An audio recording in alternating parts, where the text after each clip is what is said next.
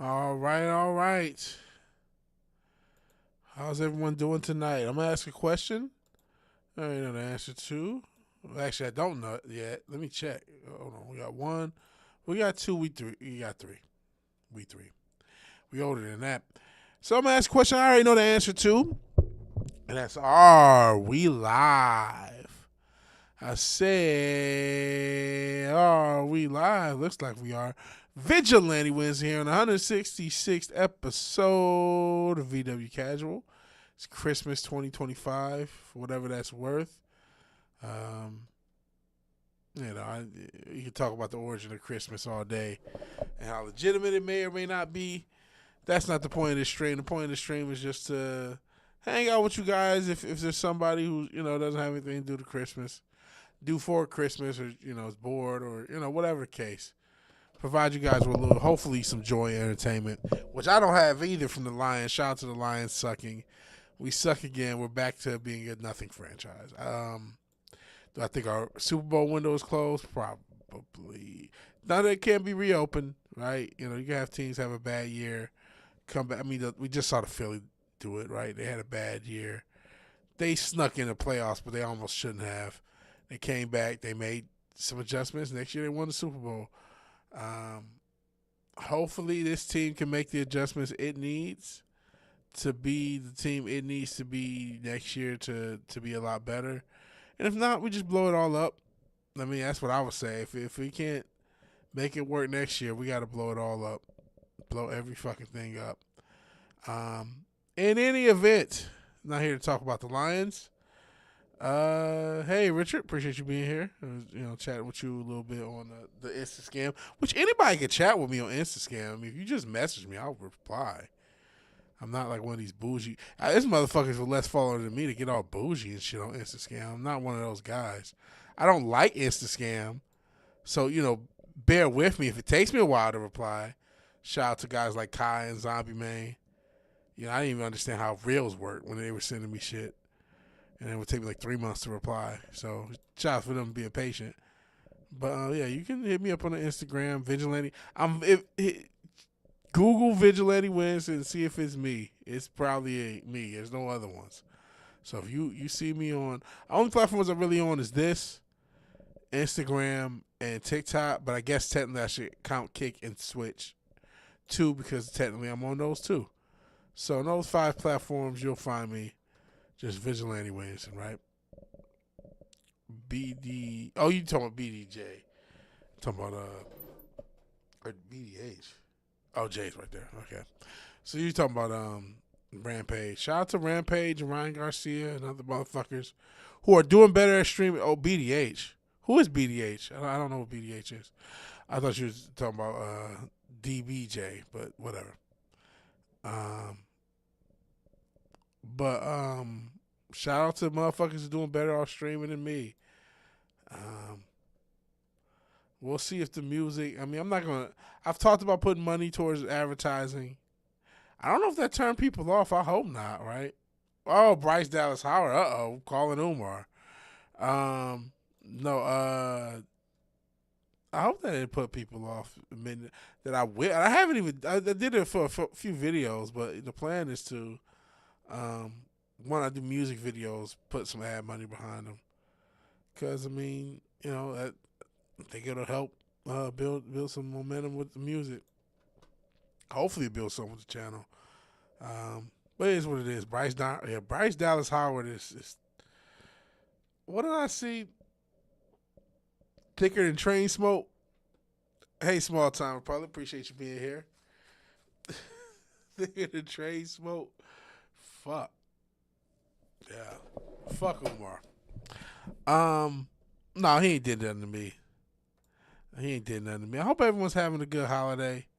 It was pretty uneventful outside, watching the Lions become the Lions again with my brother. Hey, Nas. Shout out to Nas. Appreciate you being here, man. It's always cool when you show up. Everything's good with you, man. One of the pillars of the channel.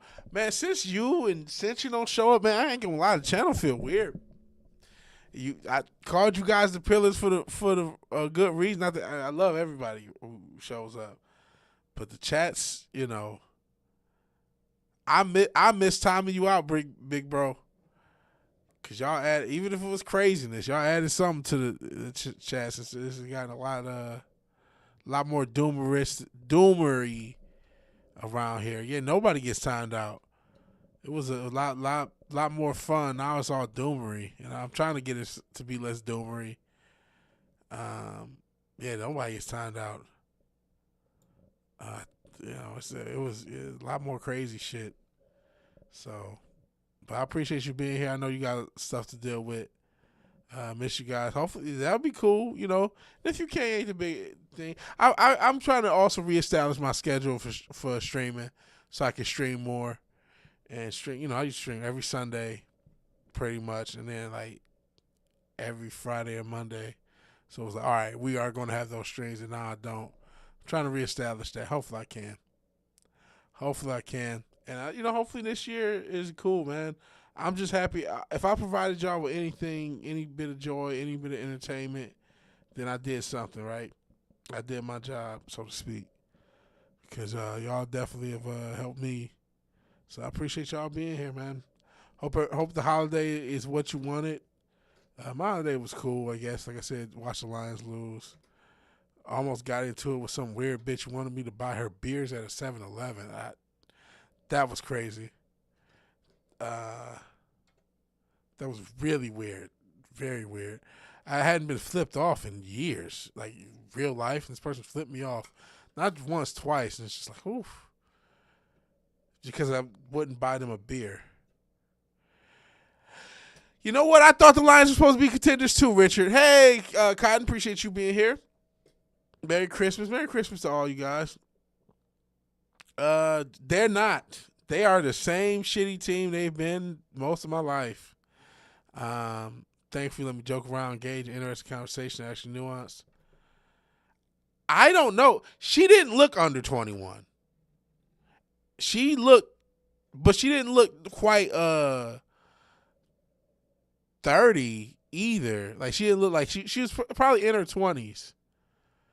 But she looked raggedy. I'm not gonna lie, and I'm not just saying that because she flipped me off. It was just such a weird thing. It's so weird because she came up and she was all close. I'm like, what the fuck you want? Like, get away! Like, I don't know what I said, but I just said something to brush her off, and she flipped me off. Like, okay, whatever. And then she put her car later on.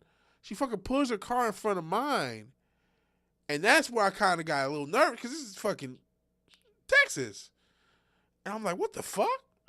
And then she just flipped me off and she said, fuck you, and drove over. Okay, cool. I just smiled at her and said, whatever, man. But, like, that split second when she put her car over to mine, I was like, oh, what the fuck is going to happen? Hit the hay early. Next stream, try to kick it. No worries. That's why I tried to stream a little earlier, right? It's 9. I guess that's still not early. So I don't know what the fuck was going on. I don't know. But that was a weird moment. That kind of did take me aback a little bit. God, I don't really get into anything. So it's just weird. This weird bitch flipping me off. I didn't even think about her license. I just,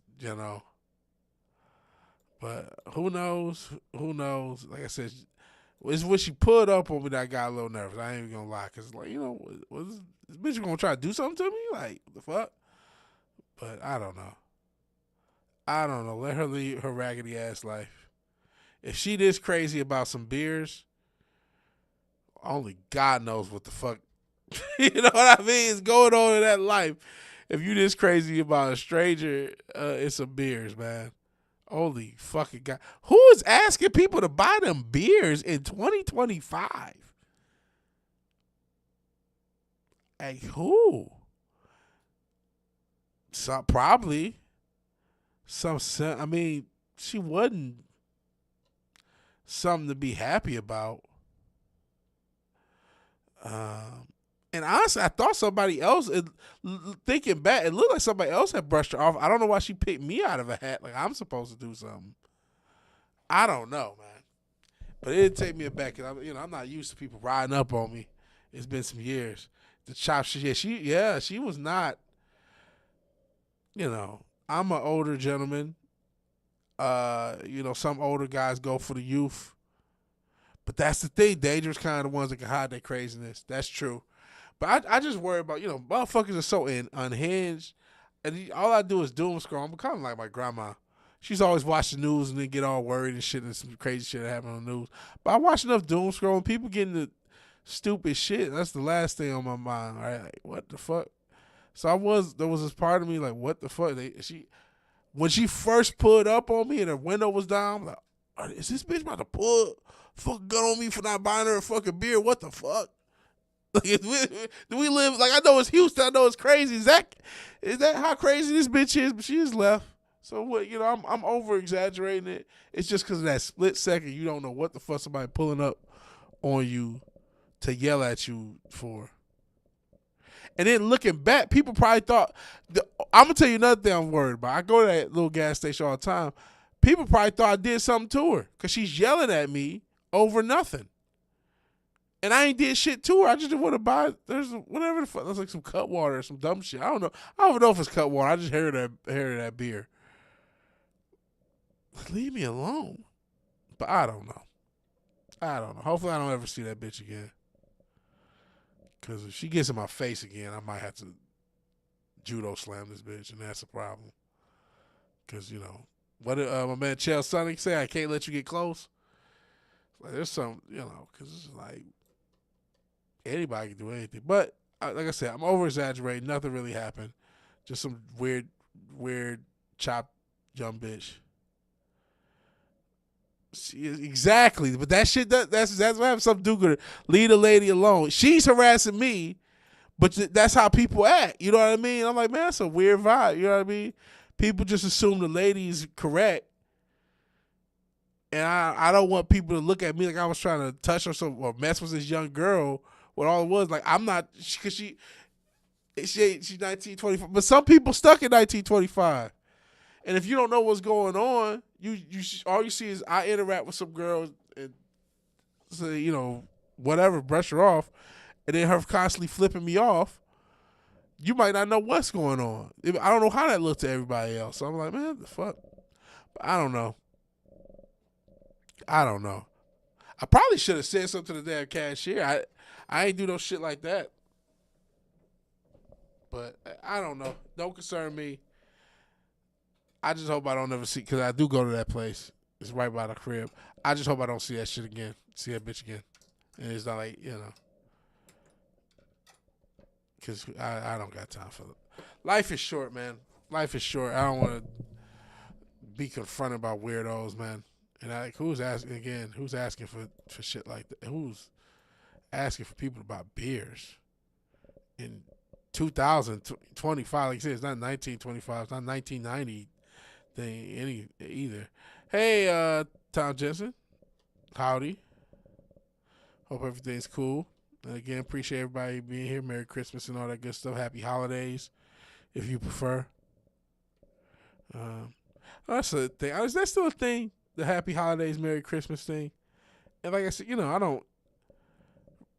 Is Christmas really Jesus' birthday? I mean, Skylar would tell you no, right? His birthday more likely was in the early fall, right? You say weirdos and you show up. Well, no, yeah, I was confronted by this weirdo who wanted me to buy her a beer at the fucking gas station and flipped me off and rolled up on me all crazy because I didn't. So I was talking about that story.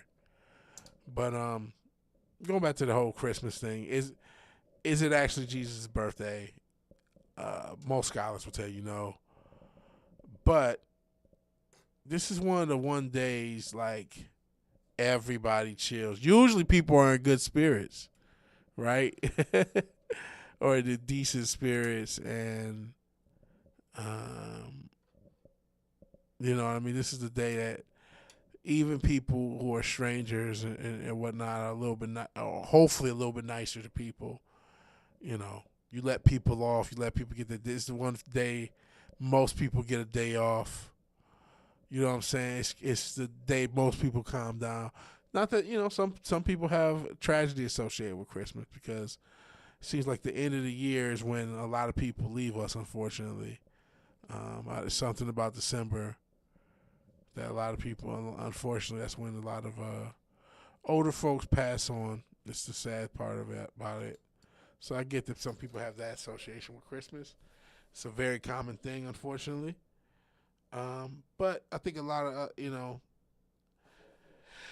I think the net positive of Christmas is worth something, right? Especially in a society that's so atomized. It's the one day where people you will smile at each other. I wish it was. You wish it wasn't common. Yeah, I wish it wasn't common either. Unfortunately, I don't know what it is about the winter. Maybe it's the winter, the coldness. Early sunsets do mess with people. Yes, uh, seasonal depression is a thing. Seasonal mental health is a thing. That's another issue. Um, 'Cause that makes this one of the winters when people do, as far as self harm when it's most common as well as far as things. So it can be rough, and I know people are going through some people are going through some real rough patches. A lot of people are going through rough patches. Life has gotten real tough for a lot of us all at once, man. So I hope it's not that way for you guys, or if it is, that you can get over. Nothing lasts forever, even the bad times. So, whatever's going through will pass, and I hope things are smooth, man. I hope things are smooth. I'm trying to get things smooth in my own life.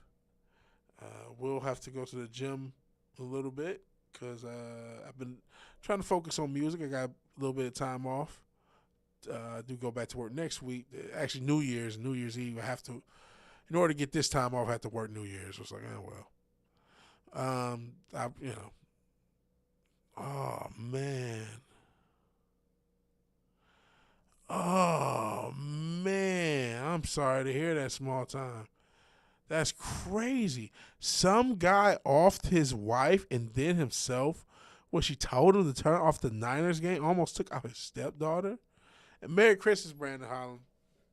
Lions are finally eliminated. I talked a little bit about that. Glad you're streaming. See, that's why I did stream, just in case somebody was having a bad day. Like, I could talk to one of y'all. Like I said, he had an addiction issues. God damn, that's fucking crazy. Shit, I was saying I'm probably gonna stop watching football. If the Lions gonna go back to being shitty, I'm not about to watch this because it's so rigged.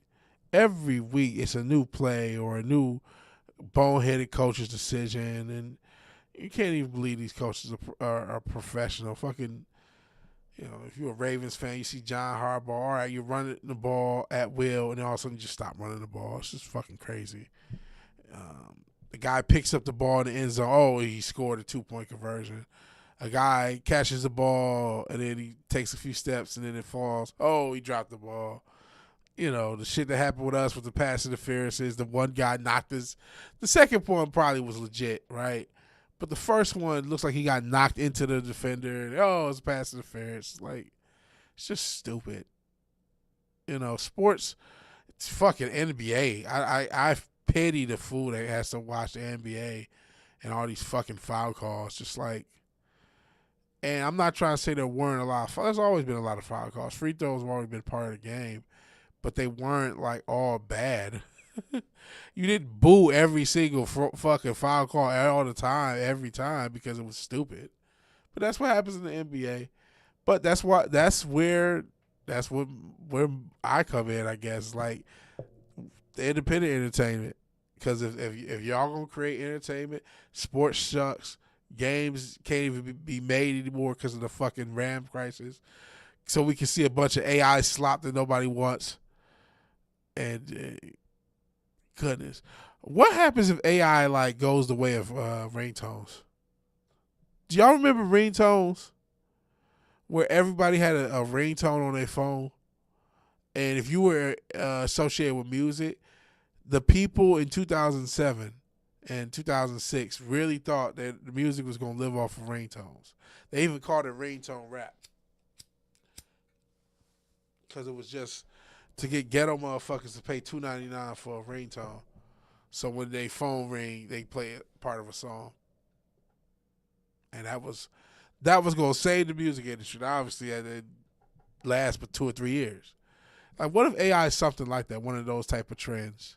Or remember when 3D movies came out? The first Avatar, and then everything was something 3D, and that was a big deal. Pepperidge Farm remembers, and like the next year, it didn't matter. What if AI is like that? All the money has been put behind it. Hey, Islington Girl, aka OG. It feels like it's that kind of trend, but they're pushing it like it's going to be the end all be all. Speaking of stuff like that, remember when VR was supposed to be the biggest thing in the metaverse, and Meta slash Facebook put all this money behind the metaverse, and that didn't work? What if AI is like that? And it's just a trend for a few 6, 7 brain rot kids, and in a few years,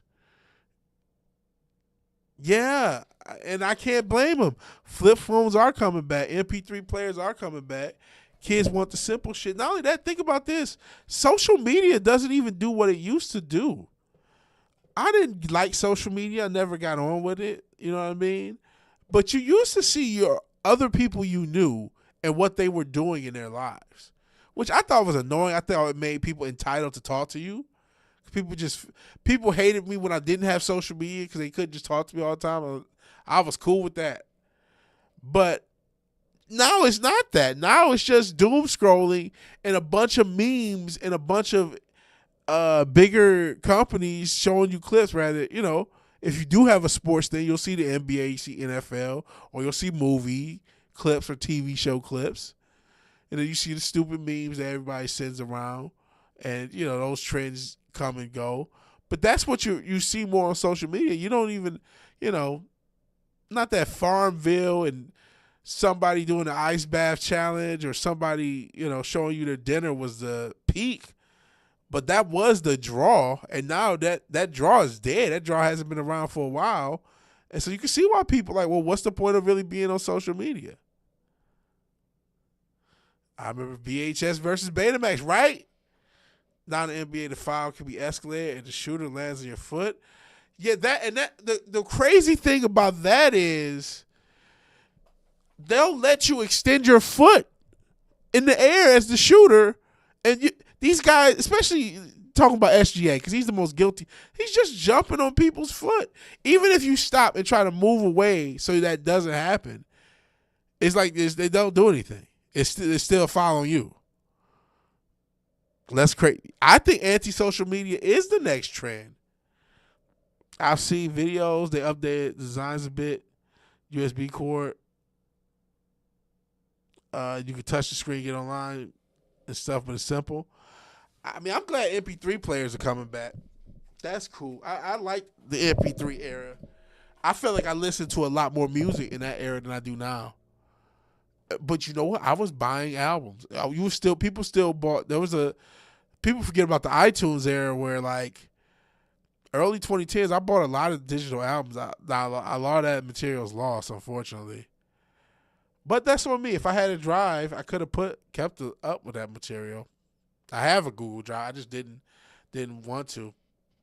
And I don't even know my old Apple account to even try to do it. But I see, yeah. I said that. So I'm not surprised if we're seeing an anti-social media, a lot of technology. I do want to get. I was going to upgrade my new computer. I'm not going to do that now. I'm just going to get spend a little money on a external hard drive, and that's it. Shout out to BlackBerries. I wanted BlackBerries to win when the iPhone first came out. I still had a BlackBerry for that first year or two. I wanted that to be it. Because remember, the iPhone couldn't do shit like copy and paste. There was a lot of basic shit the first iPhone couldn't do. But eventually it ran out, went out. And I only had one iPhone in my life. I think it was 3 or 4. Yeah, I think it was only 3 or 4. And then after that, I went to Samsung and haven't looked back. Not that Samsung's perfect. I'm not like a stand boy. And I do have an iPad, and it's cool for like music and watching videos and stuff. I make beats on my iPad, so that's probably the biggest value for me. But have a computer at home, don't need one with me, yeah. Going back to a flip. This phone has been functioning for the past 3 or 4 years. I'm just not gonna replace it. If it dies, I'm gonna see if I can get it fixed. I'd really rather not switch phones ever again. Hey Fizz, appreciate you being here. If I could just never switch phones again, that'd be cool. We're talking about the starting to be the end and the pushback towards social media. And you know what's interesting about a pushback towards social media? A lot of corpos have just put everything behind social media. Like I said, they're even going to make movies that are designed to be watched while you play on your phone and do other stuff. And I kind of think they're moving in the wrong direction. They're coming to the party late as usual. The price of everything, everything with a computer chip is going through the roof because of this AI shit. And I think, maybe we actually finally do something they never predicted, which was start to push back at tech and stop, letting tech run our lives like the way it has been the past 15, 20 years. I'll say even 20 years. When MySpace was the start of this. Yeah, there was Black Planet and Friendster and other shit, other weird stuff. But MySpace was the first thing that there was a lot of people on, and then they all got on Facebook, and then they tried to put a bunch of people on Twitter. I think that was a little artificial. But then when Instagram and Snapchat came out a few years after that, and now, on the timeline, MySpace is 05, by Instagram is 2011, 2012. Snapchat is a little bit around that time too. So now we've already gone 7 or 8 years. The pushback, you get constant plugged in thing.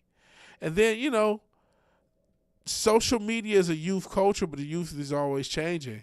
If you think the youth still wear baggy Gerbo jeans, you're stuck in 2005. If you think the youth still wears hipster glasses, you're stuck in 2010. If you think the youth, I don't really know what 2015 was, right?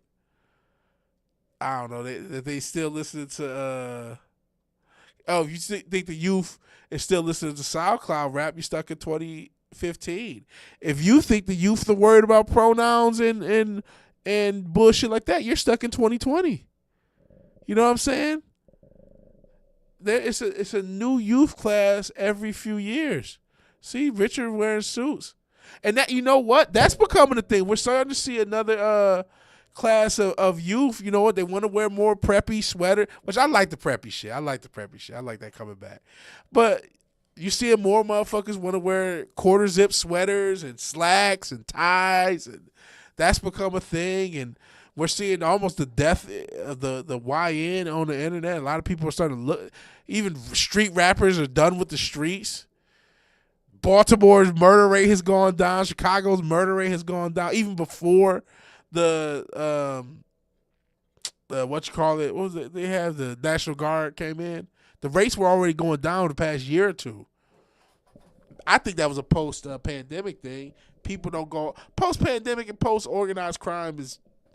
There ain't no organized crime no more, man. Not unless the government does it. The idea that they're going to have regular dudes.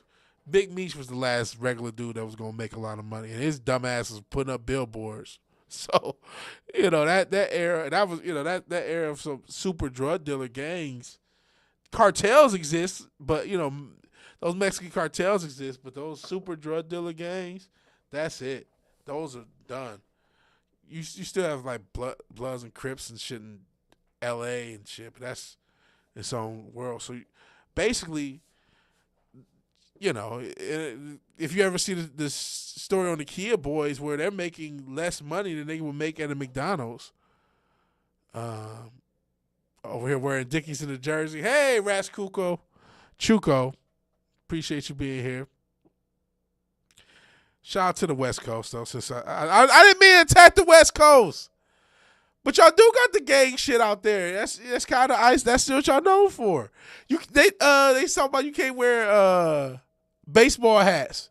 So if you wear like a Texas Ranger hat, that means something. If you wear a different hat, that shit's too complicated for me, man. And shout out to Dickies in the jersey. I used to wear Dickies in the jersey, right? I used to have a bunch of Dickies suits. And then I still like Dickies as a brand. But yeah, that hat shit, man, I can't get with it. I just won't go. I always wear my Tigers hat. And my shit's like a beaten up Tigers hat. It don't even look cool. You know what I mean? I got a couple of hats in decent condition. But yeah, I can't do it, man. I don't know. Oh, you got a Seattle hat? Well, that means you're in Grove Street, this street. I'm sorry, bro. I can't do it. I can't do it. I can't get all that. It's deeper than the red and the blue. It's different teams have different where the Tiger has a statement. Yeah, I wear my little Tigers hat. And I would wear an Astros hat. I might get one. But the prices of hats went up crazy. That's the same way I ain't bought shoes because they want $200 for some shoes. Fuck you. I'm not about to pay $50 for a hat. $50 for a basic hat? Come on, bro. I know inflation exists, but come on, bro. So shout out to the West Coast. I'm not trying to knock y'all. Please don't shoot me. Shit. I almost got shot in Texas. I almost get shot over exaggerate, but still, coulda, woulda, shoulda. Who knows? Who knows? And you see, that's why if I did what George, I would just buy fakes. I would have no problem to buy fake. But shit, remember we was looking at Crocs, and they wanted $100 for some Crocs, $200 for some Crocs, some Crocs. Shit, we can check that up now. Let's Crocs.com. They want $80 for the NFL Crocs. Let me show y'all. This is what they want for some Crocs. For the shoes they put in Idiocracy because they thought nobody would be dumb enough to buy.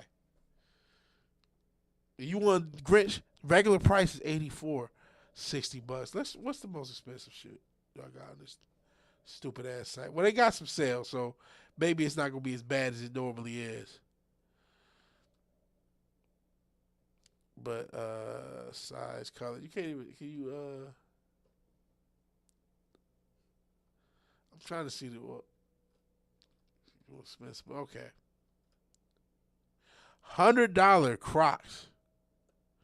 I guess they got like a little sneaker hybrid. If you want the little whatever this shit is, solid berry, whatever this shit. Look how ugly this shit is, by the way.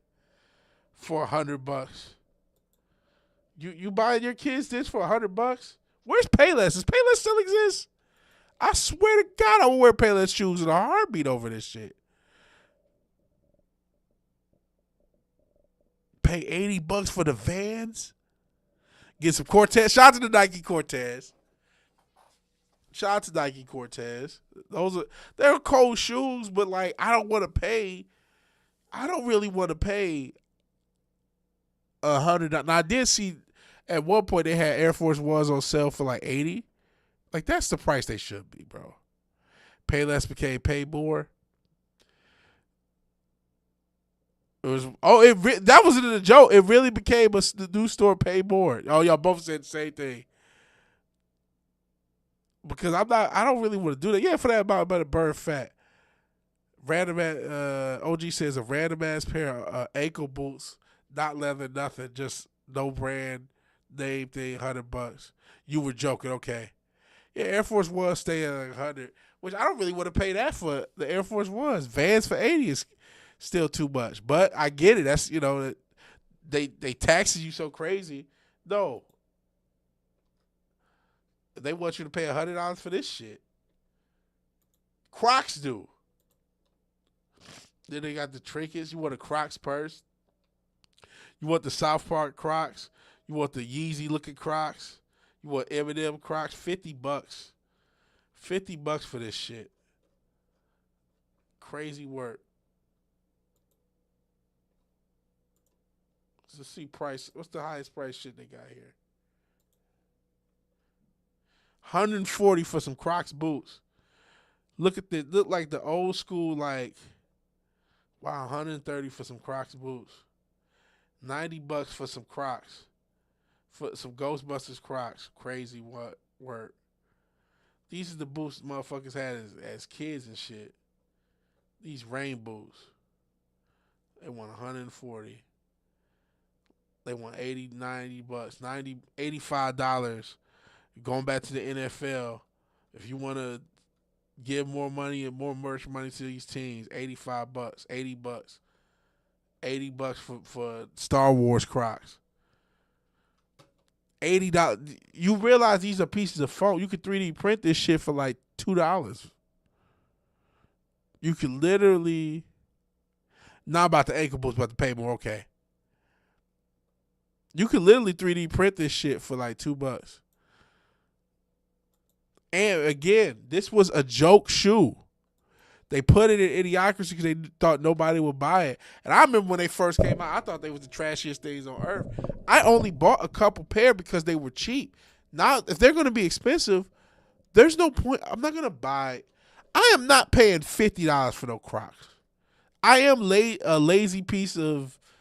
I ain't gonna say I call myself trash, but I'm lazy. I'm lazy as shit, and I don't give a shit about my appearance. So I will just put some cheap shit on with no problem. But if y'all want $80, I'll never wear Crocs again. I'll just go back to shout out to Brooks. Sometimes you can catch them on sale. I mean, sometimes they be wanting $200 for some running shoes. New Balance that went up. I remember I was looking at New Balance. I'm like, maybe switch it up with some New Balance shit. Because thinking New Balance is going to be cheaper, right? No. What's the New Balance one?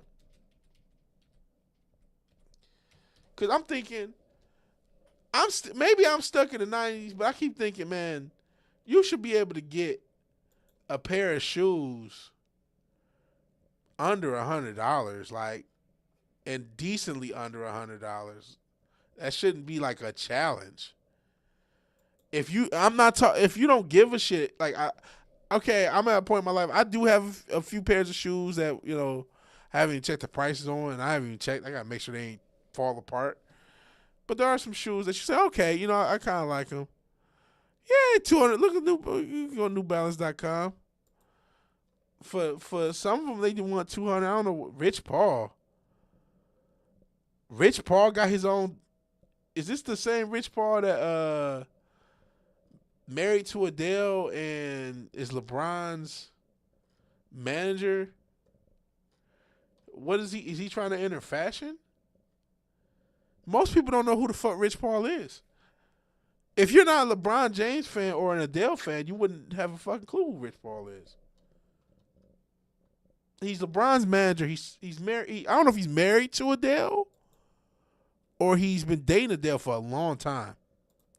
If you didn't know that, you wouldn't know who he was. Tag Heuer by New Balance, $300. Made in the UK, $269. $269. Look at all these shoes, over $200 for New Balance. For some New Balances. Are you kidding me? Look at this. Okay, cleats, whatever. $200. For the New Balance. What happened to the $60 New Balance? Y'all ain't got do they have? Let's go the opposite way. Y'all ain't got a $60 pair of shoes that just fit and it just work? Yeah, why would I want something made in the UK?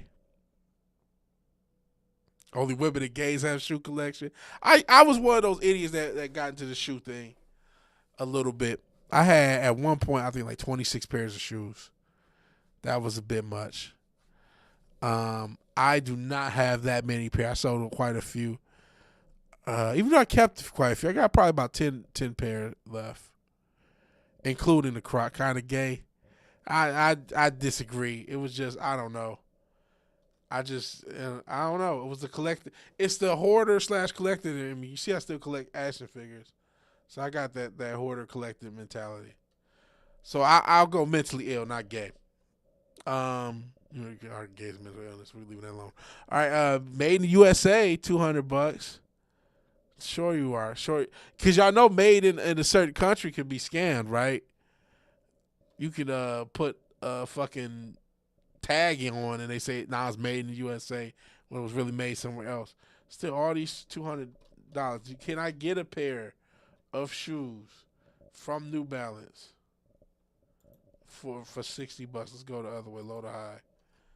They got sandals. Even they sandals, they want $40. They got cleats.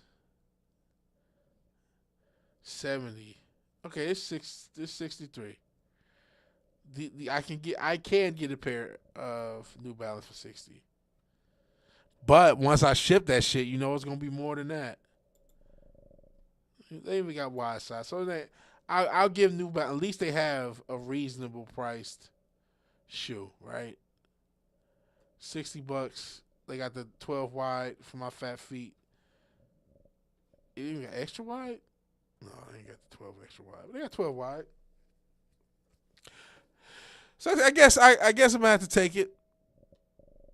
Check Funko Pops. Oh man, that's another can of worms. Hey, Sentient, appreciate you being here. 200 US is 300 Canadian. Rough. Ho ho ho. I'm just complaining about the prices of shit of shoes. Happy Kwanzaa. Kwanzaa's a scam. They made up Kwanzaa. I never knew what the fuck it was. Some random dude just made up a holiday. And they just act like black people celebrate. I've never in my life went to a Kwanzaa celebration or know anybody who has. Oh, Umar motherfucker. Some Umar motherfucker. I am not getting the Sabrina Carpenter pop.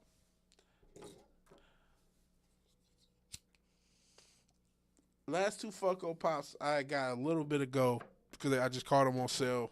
They weren't that expensive. I got a Freddie Mercury and a Riddler. I don't know. Yakanda is the new Kwanzaa. I don't know what that is. No, Kwanzaa's just some made up shit. Some made up shit that the Umar of that era came up with, and motherfuckers just ran with it. But yeah, hopefully this week I'll have some more music. We did do a synthwave Monday night. I've had this week off. I've been making a decent amount of beats, writing.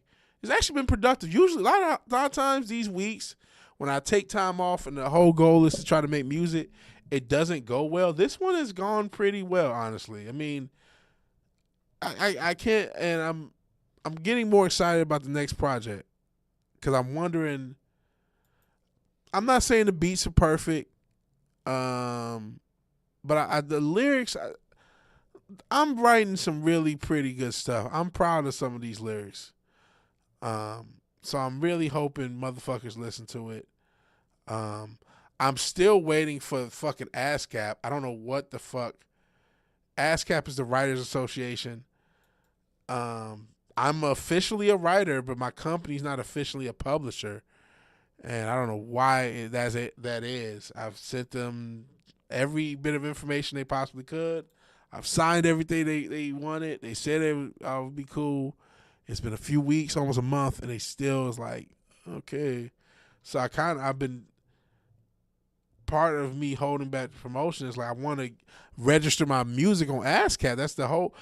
If we're talking about any, as far as quantifiable reasons to start a business, it was for the publishing thing that, okay, once you have a catalog, once you got 20, 30, 40, 50 songs, you can license those songs off. And then, I mean, there's even outside of the mainstream, the video game, the indie game stuff, licensing songs to indie games, which I do for the nothing. Trademark, that's another thing. I was just looking into that. But it's like, shit, man, are y'all going to, because I got to trademark my name, my logo. That's going to take, I'm going to have to do that in runs, like trademark this and trademark that. I'm not going to be able to trademark everything at once. I'm going to have to piecemeal it is what I'm trying to say. All that aside, I don't know what ASCAP is doing. But still working on music, still working on putting out music.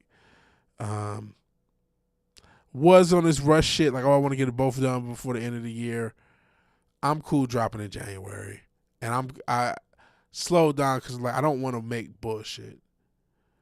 I don't want to get I don't want to put out bullshit. I don't want to just put out some shit to put it out. And so but it's been fun. It's been cool just to kind of just wake up, focus on music, Even after this, after this, I gotta hit that fucking gym. That's been kind of cool too, staying somewhat consistent with that. So yeah, I don't know. Every time you show up, I think about music. I still have not heard Conway's new project. I have heard a song off of it, but I haven't heard the whole thing. I still been kind of in the synth wave thing. And yeah, hey, Tree Rock, that's so cool. Shout out to oh Jesus, Jim, Earthworm Jim. But hey, Tree Rock, appreciate you being here. Shout out to everybody showing up. Merry Christmas to everybody. If I ain't said it, happy holidays, happy Christmas, whatever.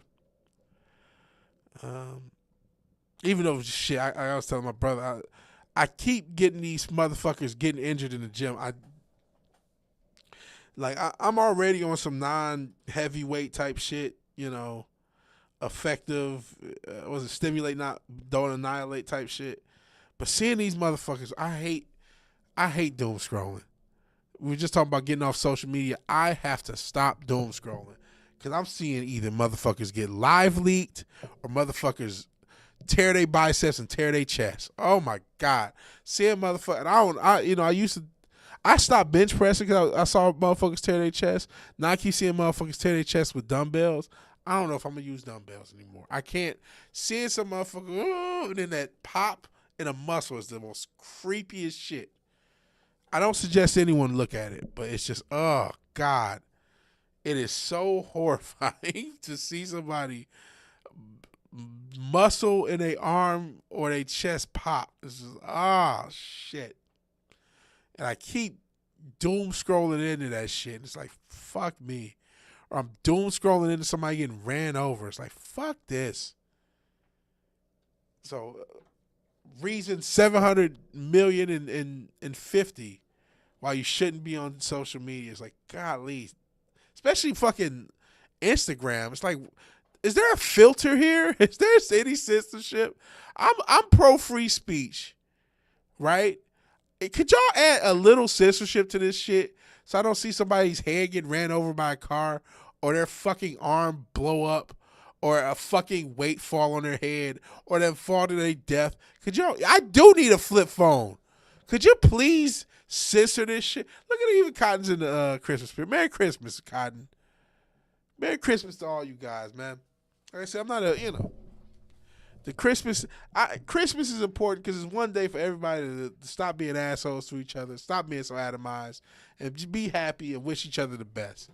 It's neat. I'm glad we still have that culturally. We can all say Merry Christmas to each other, smile, sing fucking Yuletide carols and shit, drink hot chocolate, drink eggnog, reflect on the year, be positive. Yeah, people still doing race bait on IG. It's a mess. They race bait about dumb shit too, like shit that don't even matter. No data on your phone. That's not a bad idea. No phone data. Shout out to Pumpkin Pie. I'm not, personally on my own thing, but hey, congrats to if you can make it pie, that's dope. Dumb phone sounds like a good idea right about now. Yo, what is this fireworks? I noticed since I moved to Houston, they launch fireworks anytime they can.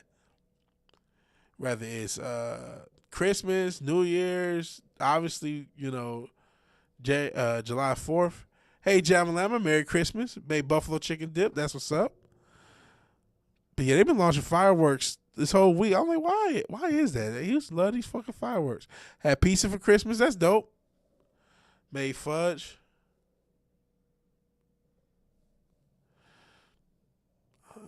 I almost had some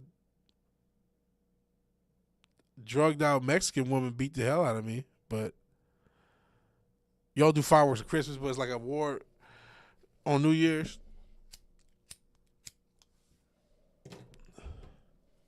Jamma Lamma Ding Dong. Neighbors lit off fireworks. There's a lot of fireworks placed in the area. There's a ton of them. And then there's a few pop-ups that'll pop up.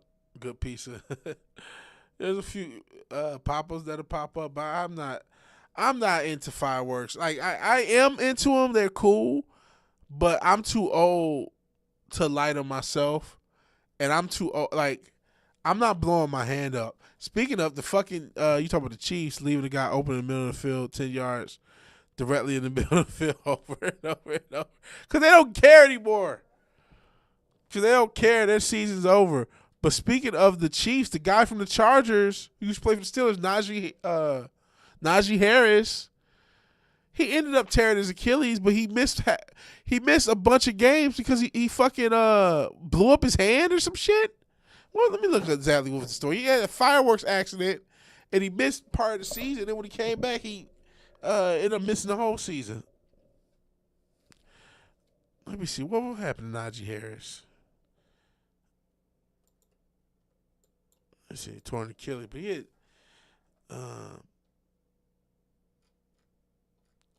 what happened? He had a fireworks accident over the summer. It messed up his career. It like legit fucked him up. I can't remember if it was his eye or his hand or both. He was injured in the 4th of July celebration, July 5th in the morning. It was like a.m. Multiple people were injured. He suffered an unspecified eye. So he had an eye injury. Some people said he was, now that I remember it, oh, I remember that too. The gender reveal where they burnt down the town. Yeah. It was eye. Yep. Eye injury. And now that I remember it, some people thought he might not be able to see it at all. So this motherfucker damn near went blind lighting some fucking fireworks. And like you said, that gender reveal, they burnt that whole... I was in Cali. So, I mean, listen, I'm not telling people what to do. But I'm too old. Young me, oh yeah. And then back in the when I was younger in Detroit, for the longest, a lot of fireworks were illegal. Firecrackers, I think, were even illegal. All you could really do was sparklers, but people would have the illegal shit. Plus, if you really wanted to go to Ohio, shout out to Toledo. Toledo's not that far. You go to Toledo, you grab whatever you want, and you can come back. Now, I think they've change. People keep duplicating what you say, OG.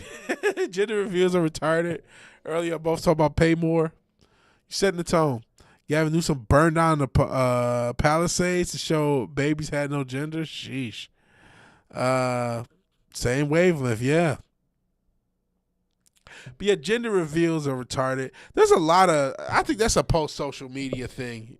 Because I don't ever remember gender reveals being that big of a deal before social media. Black powder, cannon fuse, a PVC pipe. Yeah, I'm good on fireworks. I'm good on that. It's cool to watch. I'm not going to act like it's not cool to watch and cool to see the displays. But I'm cool. I'm not going to, somebody's got to like the shit. It's not going to be me. But everybody likes seeing shit blow up. Well, I don't understand. Every time you see wedding videos, like 1,000 people in that bitch, like how social media does cause cancer. I don't know, 10 people I would invite to a wedding. Well, whole families come, right? Even though, you know what? I've never been to a wedding. We're all media, no social. Yeah, social media's changed. I talked about that earlier. There is no real social element to social media. It's just another way of media. There's no real socialness to it. As much as I hated people showing you where they ate or what they ate and showing you their plate and sending you stupid ass pics, at least that was somebody's life. Now it's just a bunch of dumb shit. And there are still people who try to stunt for the gram, but it's like, who cares? How do you know that many people worthy of an invite? Not missing out any ways. I don't really want to go to one. I mean, I wish everybody the best. Marriage is good for families. Marriage is you know what? Weddings are not lame for the people getting married, but for the people that are close to the people getting married. For everyone else, I can see it being lame. It's just like, okay, my distant cousin is getting married. Congrats, but I don't, I think weddings are it's okay. It's for the couple. It's for the couple. If if this world were mine, if ever your boy comes out of the incel king sewer and meet somebody and were to get married, I would want the smallest, and I've always thought this, like I want the smallest, low keyest. I'm cool getting married at a courthouse type shit because I just don't think weddings. I don't really think weddings matter that much. You know, if there is a modern critique of wedding, it just seems like it's for bridezillas. It's just for um, egotistic. I don't want to just put it all on the women, but either egotistical women or sometimes egotistical parents, including an egotistical family. Sometimes it's the family who wants all this gaudy, big, crazy shit. It's just an exercise of ego. It's not really about the idea of what makes a marriage special, right? Um, don't puke at the wedding. I have seen people marry themselves or marry AI. It would, yeah, for the families. Um, I get for the family, and that ski resort. That's another thing. Destination weddings.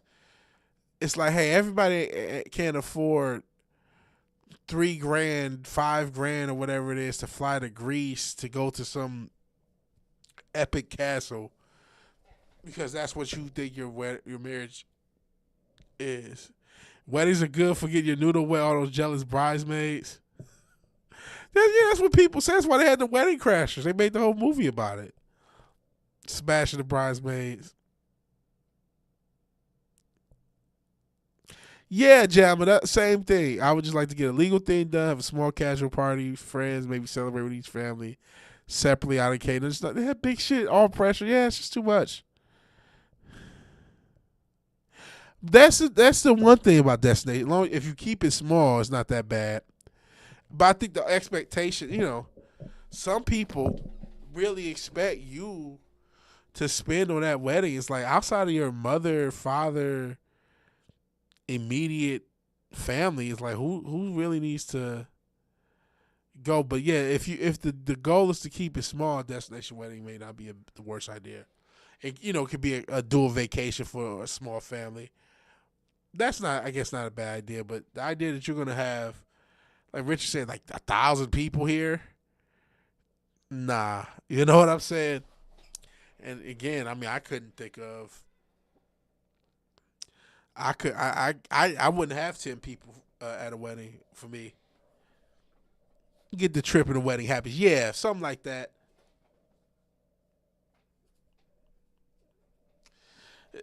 Yeah, wait, crap. I just want to hook up with a bunch of random chicks. If I want a rich dad, I want to get married, right? Yeah.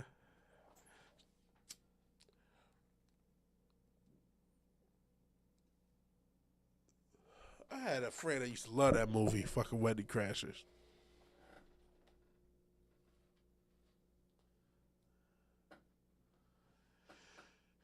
Fucking crazy.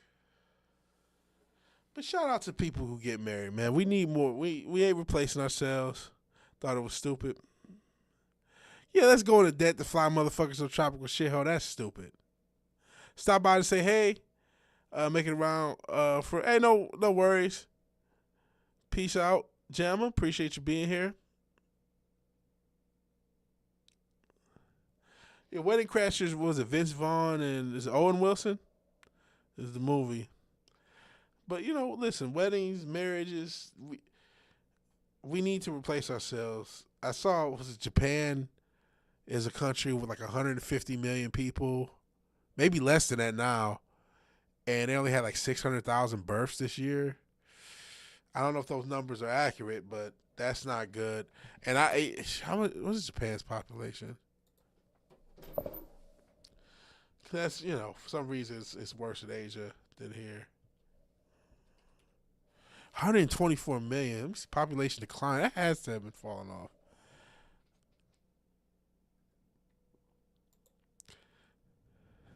So actually, I guess I can show you. And this is an AI overview, so take it with that grain of salt. I mean, yeah, that's now a massive thing. Like fucking the foreigners. Japan's population experienced unprecedented 16-year consecutive decline. Drop over 900,000 people to 124 million. I remember Japan used to have like 175 million at one point in my life.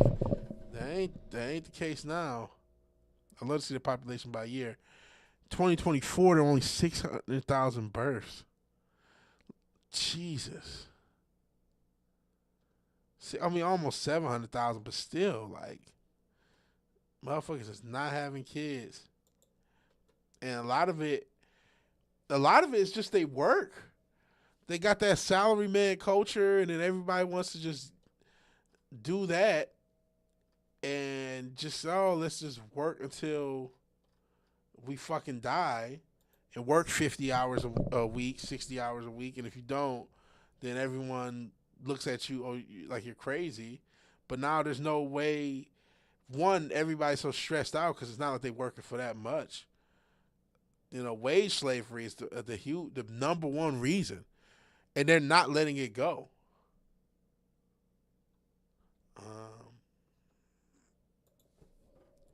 Decline ground. I'm trying to see the year by year. Like, didn't this used to have a lot? Like, didn't Japan?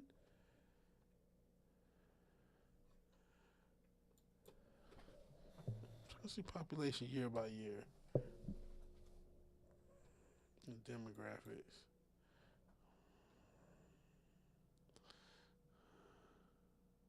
So it was 128 in 2010.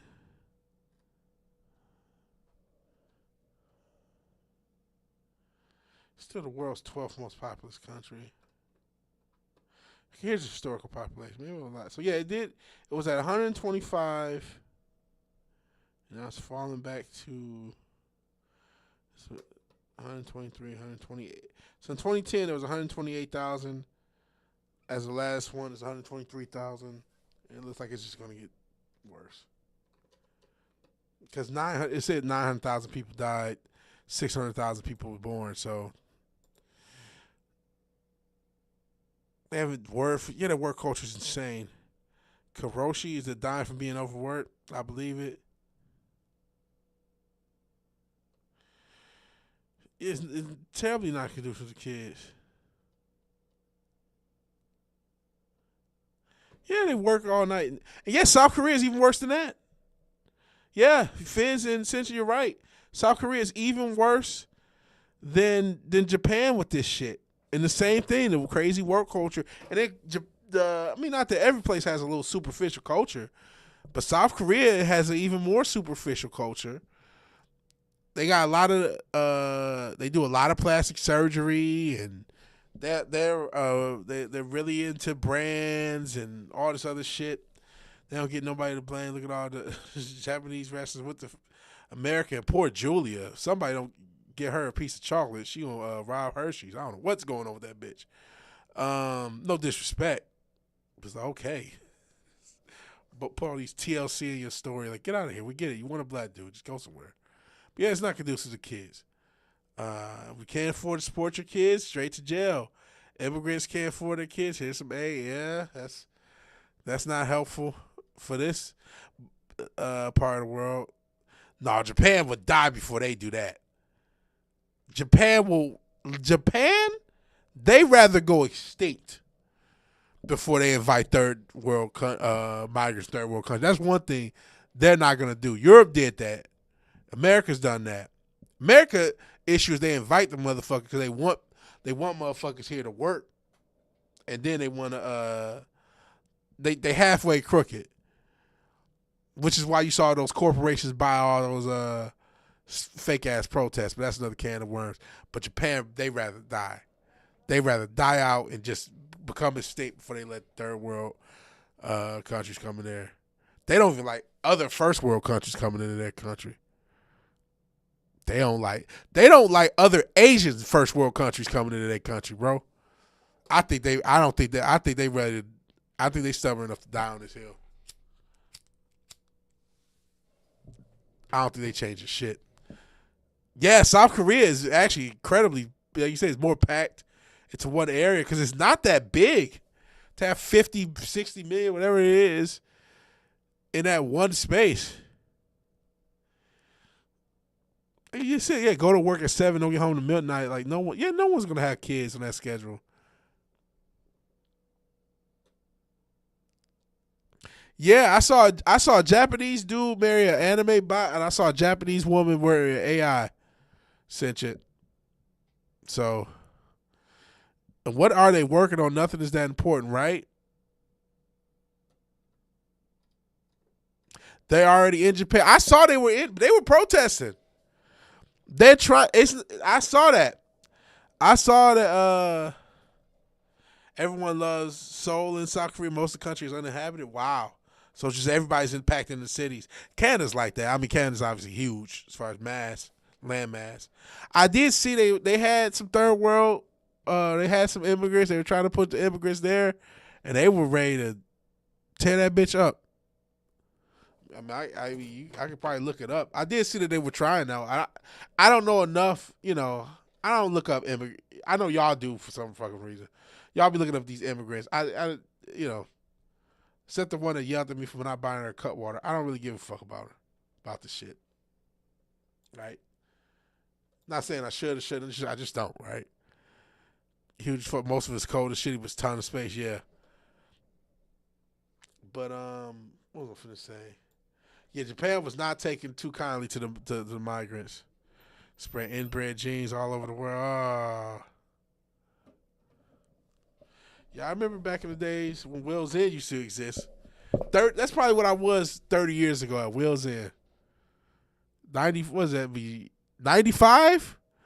There's a non-zero chance that 30 years ago I was at Will's Inn in Chatham, Ontario, I believe. Because that's where we used to spend most of our holidays. It was just a fuck. I miss Will's Inn. Like, I couldn't tell you why. All it was an arcade and a swimming pool and a slide and some potato wedges and some pizza. But it was the coolest shit because our money was worth more. And then sometimes they had like old comics in the little gift shop. You might get like a Namor comic or like an old Namor comic or an old Captain America comic. Been in Toronto 15 years ago. I went to Toronto early 2000s. We went to Toronto and Niagara Falls on the Canadian side. It was about a 3-hour drive, 4-hour drive from Detroit and Southeast Michigan. And Wills is in Chatham. I think Wills is dead unless they resurrected it. I would go.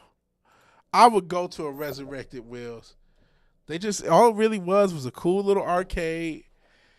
They had mini golf. They had a few different things. They had mini golf. They had a few little janky little rides. Bowling. They had a bowling alley too. But that's all you needed in the 90s. Shit. And then you had pool tables. They had a bunch of pool tables, bunch of ping pong tables. Cool arcade. The arcade was cold. They had everything you could want out the arcade. Mini golf. Bowling, man, it was the shit, man. It was the shit. Will's Inn is the thing as a kid, outside of maybe Batman or Back to the Future, that I loved the most. Wrestling, there's a few things. No matter what we was going through, because if you had like a couple $100, you could go to Will's Inn. Because it was a cheap stay. It wasn't that much. It was only like 80, 90, whatever a night. And I think that might even have been Canadian. Maybe it was a little more Canadian, but it wasn't that much. It was only an hour or two drive away. And back then, you could get through the border. I mean, we used to. Not to say it was good, but we would sneak our car. We were the illegals, sneaking motherfuckers in the back of our truck, crossing the southern border of a country. Shit, because I mean, nobody gave. This is pre 9/11. No one gave a shit about going through the tunnel or through the bridge of Detroit. And mainly, we used to go through that tunnel. That tunnel used to scare me because there was a movie called Daybreak with Sylvester Stallone where the tunnel collapsed. So the tunnel used to scare the shit out of me. When you go into that tunnel, We would go to the fucking duty free store. We would laugh at the one restaurant in downtown Windsor called Krabby Dick's. It was a place called Krabby Dick's. We never went, but we just always saw it and would laugh. Drive that little hour to Chatham. And once we got the wheels, man, it was the shit. Yeah, Wheels is old. Closed at 9/11 fucked it up. Man, you technically needed your birth certificate, but they didn't check. They didn't give a fuck. So we would have, if everybody didn't have a birth certificate, we would try to sneak them across, and then we never got caught. Ever once. Never once. No one gave a quarter of a shit. Because who are you trying to sneak in the Canada? Shit in Canada worth sneaking in for? Worth defending like that? But after 9/11 and they got more restrictions and all that, that killed Will's dead. Because Will's was only motherfuckers from Michigan and Ohio going. From Southeast Michigan and Northern Ohio going. Yeah, shout to Cedar Point. Because those are the only things you would go to. You would go to Cedar Point, go to Ohio. You would go to Canada, the Wills. And so that whole area was just going through the same 3 or 4 places. And if you really wanted to do something, maybe you go all the way down to Southern Ohio, damn near Kentucky, so you can go to Kings Island. It was the biggest stuff around. It was like Wills, Cedar Point. They had Michigan Adventure and I think Kalamazoo, but but some people would go out to Kalamazoo. We never did. And then if you want to go to Toronto, they had one. It wasn't really in Toronto, but they had Wonderland. Maybe you can go there. It's in the GTA. Al Qaeda really did ruin all this shit. So because you're on the Canadian side, you basically right there. So you, like you said, you Cedar Point. You did the same shit. People in that southeastern or southwestern Ontario, I guess, southeast Michigan, northern Ohio, Great Lakes area, just traveled to the same few different places.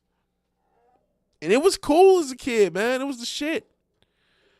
So yeah, there was a big event that gave excuse to put cameras and GPSs and microphones in everyone's pockets and TVs. Remember, the TVs got two-way mics too. Remember, people have been caught getting spied on through their TVs. Whatever, yeah, it was a dick move. Major dick move, fucking 9/11. No chance security no chance the security camera didn't catch anything. Oh, speaking of security cameras, I'm sure some of y'all may have heard of flock cameras. Do y'all know these bitches can be accessed by any fucking body with a web browser, and you can look into a flock camera? Shout out to Ben Jordan. Is it Ben Jordan? Ben Johnson, the fucking offensive coordinator that we don't have anymore. He used to be a music guy. I thought he still is a music guy, but he's been doing shit on. Let me see if I can find a video of this shit. Unreal. It's bad enough this company got the contract to put all these fucking surveillance cameras all across the country, but the fact that the security on it is absolute jackass, so bad that anyone, including you guys in the chat, can access hundreds and hundreds of flock cameras and see live and archival footage of these cameras. It's unreal. Yes, Ben Jordan, the music guy, he has something I'm about to show you guys.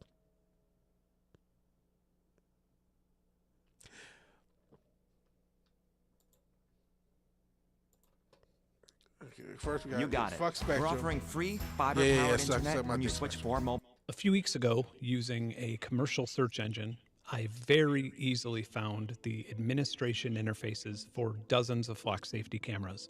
I shared this information with 404 Media, and with John Gaines' help, that number quickly grew to nearly 70. None of the data or video footage was encrypted. There was no username or password required. These were all completely public-facing for the world to see, and some of them still are. You don't have to be an expert to find and gain access to this. You don't even have to type anything in to see every single person, vehicle, and activity that took place in these locations in the last 31 days. Whether you wanted to watch this footage live in real time or look at footage from a month ago, you could just point and click your way to it like you were watching Netflix. You could even open up the live streams in VLC or cast it to a television. Making any modification to the cameras is illegal, so I didn't do this, but I had the ability to delete any of the video footage or evidence by simply pressing a button. I could see the paths where all of the evidence files were located on the file system, and I could see their hashes and signatures. Some of the devices we saw were the familiar-looking Falcon cameras that you see all over the country. So real quick, in case that was a lot for a little, Flock cameras is their company that a lot of the government is surveilling you through. Basically, they have these cameras everywhere, which is already in and of itself controversial. But as you see, there is no security on it. You can access Flock cameras in your area with very little searching, and you can look at the surveillance cameras in parks and all this other shit, and anyone can. This is not. They have done no job at all in securing this information. They have done nothing to do so. They have put no effort towards it. Yeah, that same music guy. You see some music equipment behind them. So yeah, I'll probably cut through this whole video. It's interesting. But the majority of these were Flock's new Condor cameras, which are designed to detect and track people. They're PTZ cameras, meaning pan, tilt, zoom, and they quite literally use AI to zoom in and follow you around whether you're a person of interest or not. In just the time that it took to count and verify these vulnerabilities, I saw a family in North Carolina load their infant and a bunch of merchandise in a Lowe's parking lot. And I suppose one could cross-reference their license plate with the Park Mobile data breach and find out exactly where the garage is that will store these new fancy tools. I watched a man leave his house in the morning in New York. I watched a woman jogging alone on a forest trail in Georgia. This trail had multiple cameras, and I could watch a man rollerblade and then take a break to watch rollerblading videos on his phone. How? Because the camera's AI automatically zoomed in on it. Just like it zoomed in on a couple arguing at a street market in Atlanta. So what? They're still anonymous, right? No, they're not. Within 2 minutes of open source intelligence using a commercial facial recognition engine, I found out that one of them just finished medical school and the other is dealing with chronic irritable bowel syndrome. The couple also just had a baby last year and they have a pretty concerning debt-to-income ratio. I also know that they drove over 45 minutes from their address in the suburbs to attend church in Atlanta that morning, and then they checked out this market and bought a sweater. I watched a law enforcement officer in ambulance escort a man. Did you hear what he said? And again, this is not high-level hacking shit. You can do this to he's able to look at their information, look at because he's censoring this. This they're not censored if you look at it. He's doing this for the sake of this video.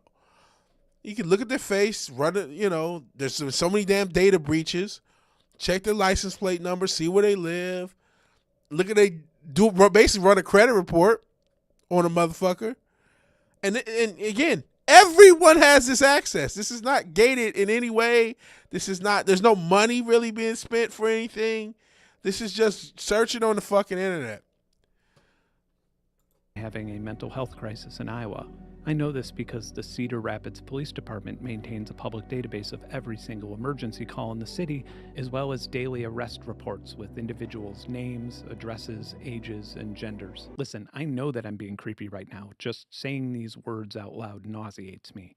But I'm trying to show you just a fraction of the information that anyone in the world with access to a commercial search engine has had regarding anyone who attended this market or walked on this trail in the last 31 days. And it gets worse. Here's an exposed flock safety camera permanently pointed at a playground near the Bay Area in California, openly and publicly broadcasting both live and archived video footage of young children playing unattended. Again, just saying this stuff out loud feels so incredibly wrong. But for me personally, the most impactful moment while validating these vulnerabilities was this.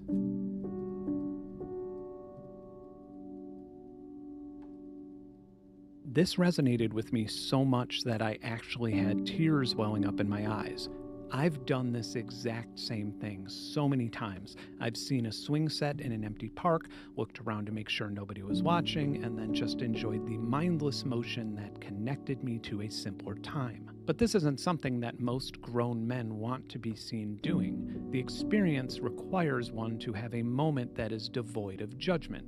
It's healthy escapism at its finest. And I realized that it's likely that this man didn't know that he was being recorded, and he probably wouldn't have done this if he had. This is a classic example of the Hawthorne effect, which is a change in an individual's behavior or choices when they know that they're being observed. Surveillance. I don't know if I'm going to go through the rest of it, but you guys, yeah, a lot of people have done that.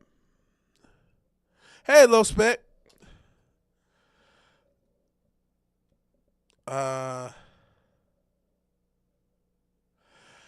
Scammers are real. Scammers are real, bro. Most people aren't. Most people aren't doing this, but scammers are real. I've had my credit card swiped. I mean, yeah, it ain't the end of the world. Cancel that shit. And they call balaclava. I always mess that up. Wearing dudes dumb. Nah. They think I'm crazy wearing a mask. You're not going to do, are you going to do this for a random dude you saw? No. But if you're a scammer, let's say you go shopping. Let's say you know this is happening.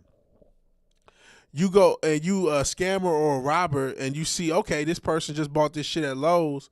Now I know how to get their information and I want to rob them, scam. There are people who still rob and scam and steal.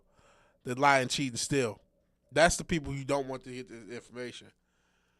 Is everybody going to do all this work? No, but he's just showing you that it's possible.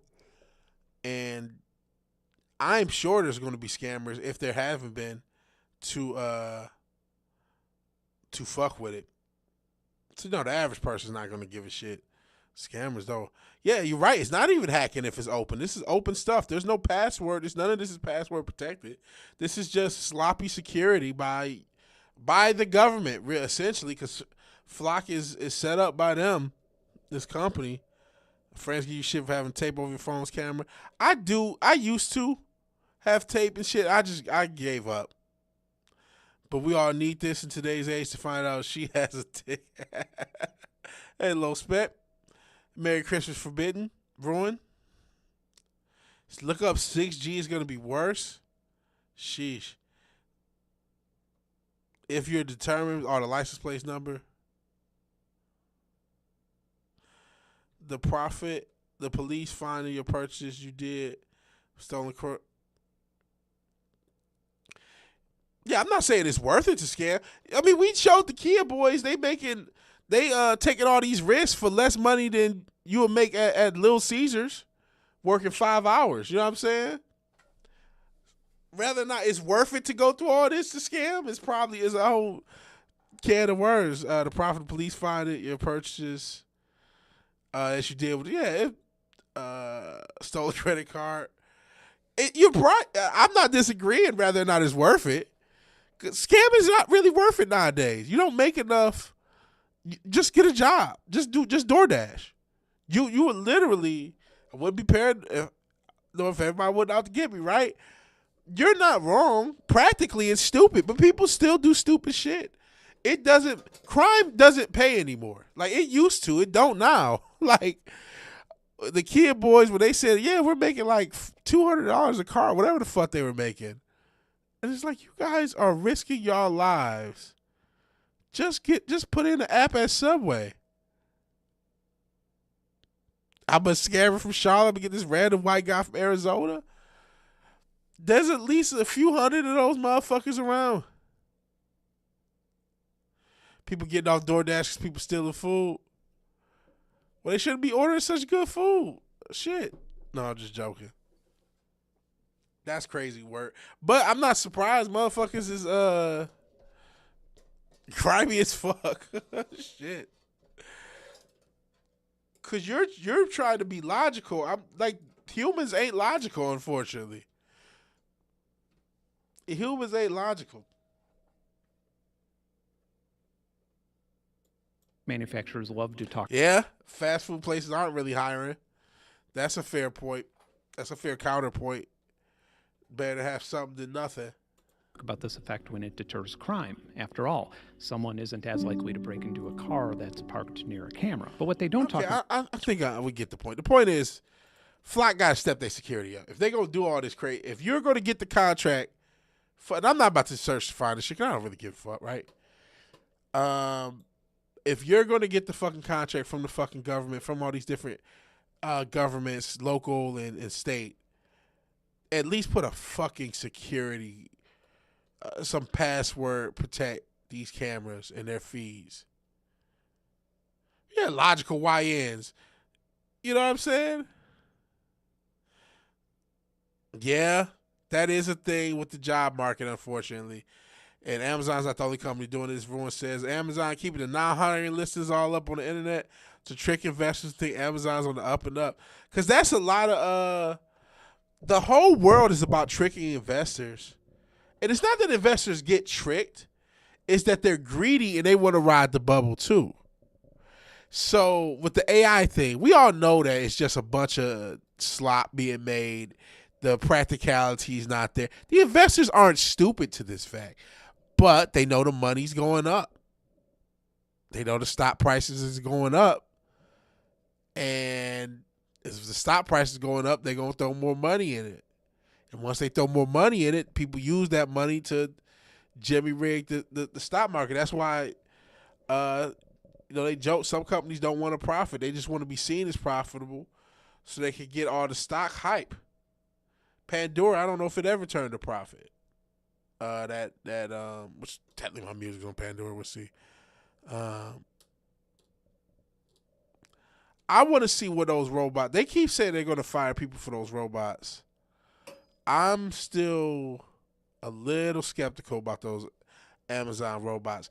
I'm not skeptical about them firing people, though. It would not shock me if Amazon fire hundreds of thousands of employees. What would shock me is if the robots are an adequate replacement. My guess is that they want to get the numbers down anyway, because that's how expensive it is for them as a company anyway, and they'll use AI as an excuse even if AI is not ready. Even if their robots aren't ready, they're going to be, because I keep looking at these robots and I'm like, the gimmick is, that robots don't get tired. I'm like, that's not necessarily true. Robots have wear and tear.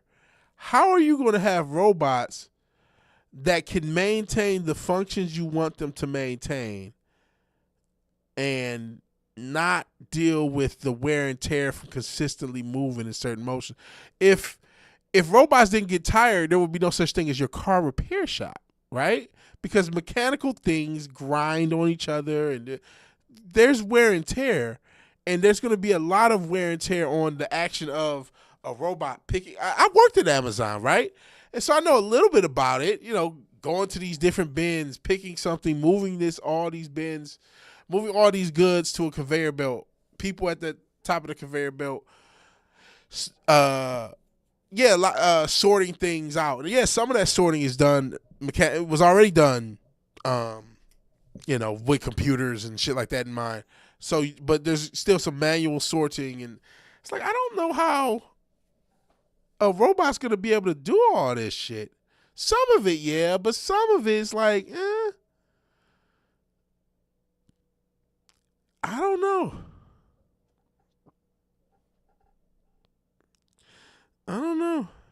Motherfuckers have PTSD on delivery drones like they were in the front of Ukraine. They suck a lot. Yeah, that's another thing. It's a lot of power. It's a lot of energy. A lot of energy, man. I don't know. I think there's a number that they're willing to cut. I do think they have some robotics. I think they're willing to take the hit even if... Because another thing, you can fudge numbers. Right?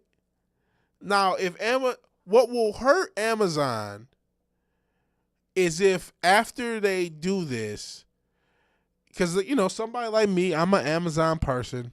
I buy my toothpaste and body wash and basic stuff off of Amazon, right? And then, of course, I'll buy a Funko Pop. I buy all sorts of stuff on Amazon, right? So the only thing is if, to the tune of multiple millions of people, we all cancel Amazon Plus because the service gets so bad, things take so long to look. Because sometimes things get delayed a day. But so far, I can't. As an Amazon Prime member, I have nothing to complain about as Amazon. As evil as the Empire, I know they're evil. They do the thing. They do the thing they're supposed to do. Now, I wouldn't just buy any old gadget off of Amazon. So yes, some things get overpriced. And yes, they have a lot of cheap Chinese garbage. Yes, there's a T-movification of Amazon. I understand all those things. But for a lot of basic stuff, a lot of simple stuff, they're as good as, if not better than any other place. So you just say, okay, whatever. I am a fan. If their service starts to slip because they don't have enough people, because they tried to be too greedy, that will be when they actually start to finally take a little bit of a downturn. So we're going to see. We're going to see how they're going to be the first company to prove me right or wrong whether AI is ready for prime time. Because there's they won't be able to totally fake the funk. They'll be able to fudge the numbers for Wall Street for who knows how long. But and maybe that's enough. I don't know. I couldn't tell you what's going to happen with Wall Street. But I can tell you if the service drops, if it takes me a couple days, or I get too many wrong deliveries because some AI put the wrong thing in the wrong stuff, if it gets too expensive to power and keep these things running, as OG has talked about, Amazon's going to be it'll happen pretty fast. So they can't fuck this up. They can't fire too many people. So we'll see. They can. I'm not. Theoretically, I will be proven wrong at some point. I just feel like that point is 2050, 2060.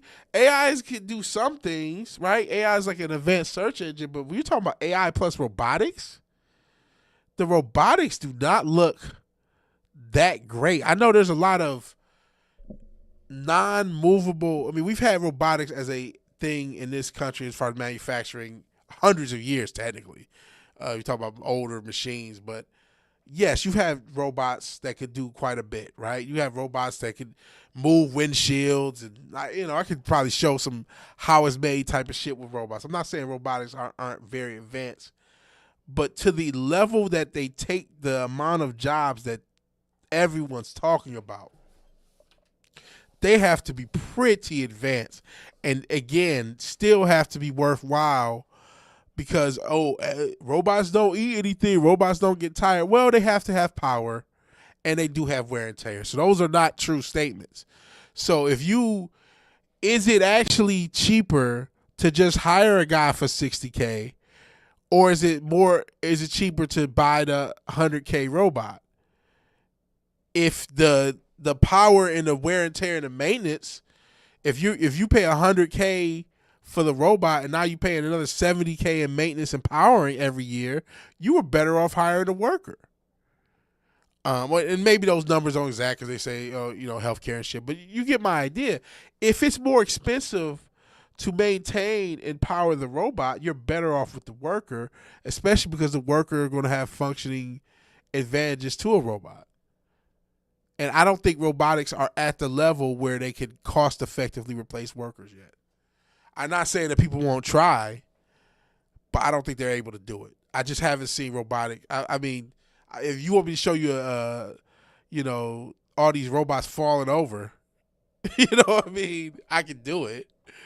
What's that fucking weird yeet bot or whatever the fuck that shit's called that says ignorant memes to you and yells at you? I mean, that's funny, but like, what are they gonna do? Yeah, exactly. Said shit to go back to your comments. I've ranted a bit. I'm not convinced a robot is cheaper than hiring a motherfucker from Bolivia. I'm not convinced a robot is cheaper than hiring a motherfucker from Boston. Yeah, Amazon's been good to me. third-party scam trucks. I have seen that because they do have like a third-party delivery service, almost like a DoorDash-esque thing to have people. Because so I've seen those people deliver my shit sometimes. Happened in the UK and still in the package. UK, the worst country in the world. Amazon box cars get knocked over every night. Rail yards have zero security. One of them, they call it Jeep Postman, dumping people's mail here. I see. Shh. These robots pick, a 200-pound box that people use to be the ones sending them off. Yeah, I would really love to see these robots really do this at scale. These robots that can barely stand, they're going to be you think that's going to be able to pick things up? And I don't know, in 24 hours a day run, you think these robots are going to be able to run 24 hours a day power-wise and wear and tear-wise every day, 365 with no issues? We say these things and we don't analyze them. Humans get tired, robots don't. That's not true. Humans need resources, robots don't. That's not true. These are not true statements that just get repeated to the point people accept them as if they're true. If that was true, there would be no such role in life called the mechanic. Mechanical things break down. There's no, and I just look at some of these goofy robots. Like, there's no way that shit. And I know this is that what's commercially available is going to be significantly inferior to what is available available to a company, a bigger company. But sheesh, as much as I complain about Dominicans, Indians, and South Americans, a bunch of assholes.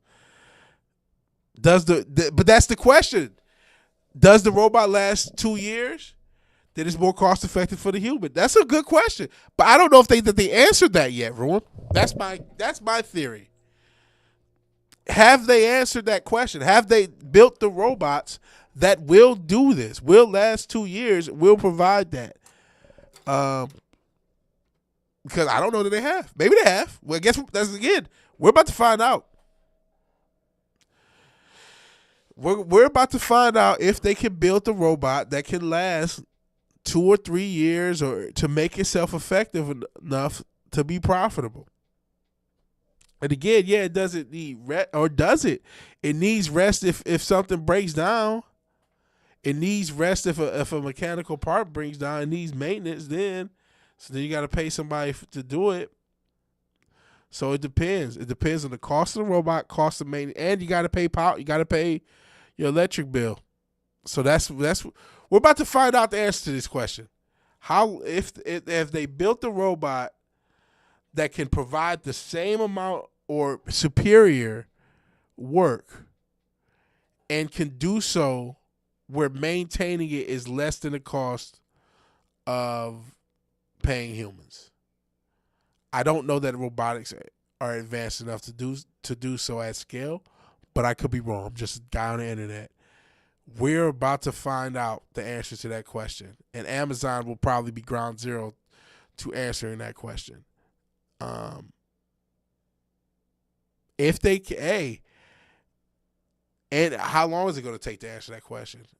If they're there in the next year, then fuck what I'm saying. Doom and gloom is here.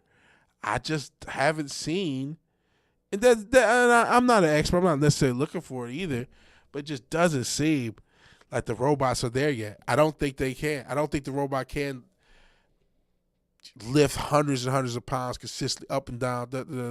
I just remember working those 12-hour plus shifts in Amazon, walking through that massive complex, grabbing things out of bins and making sure you made rate, because that's the big thing, make rate, and then making sure you put those bins on the conveyor so they can go to where they needed to go, and to just consistently doing that throughout the whole 16-hour shift. And, again, robots that fall over. I know the mechanic of a working robot's going to be a lot better, but it's just That shit, Japan work all night. Amazon invested in warehouse power strips built into the concrete to power the work. Maybe.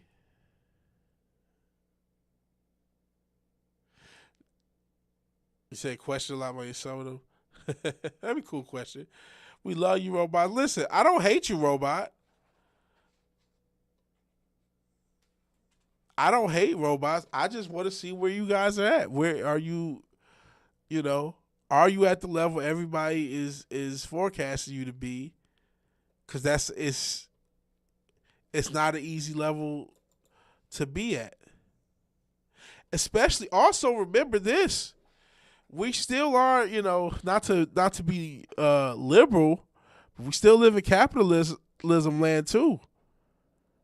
If I can sell, so that means, do I want the robot to last 2 years? Question mark. If I'm the robot building manufacturing company, do I want it to last 2 years? I don't know. So that's a secondary question to be asked on top of it. Because I want you to buy another robot. And you know what I mean? So that's another element to it too. So I want to see what happens at scale. We're going to find out one way or another. That the long-term goal is, yes, for robots to replace humans. But they got to get there. And I think they are definitely, in my view, in the same way they are overrating the job thing, where they put fake jobs in order to make investors believe, or at least give investors the fake proof that they're doing better than they are. In the same way that I think they're pushing the AI and the tech, and it's going to take people's jobs. They're pushing it further than where it actually is. Because planned obsolescence is a real thing. Another question to ask: who's going to be building these robots? These are all very good questions.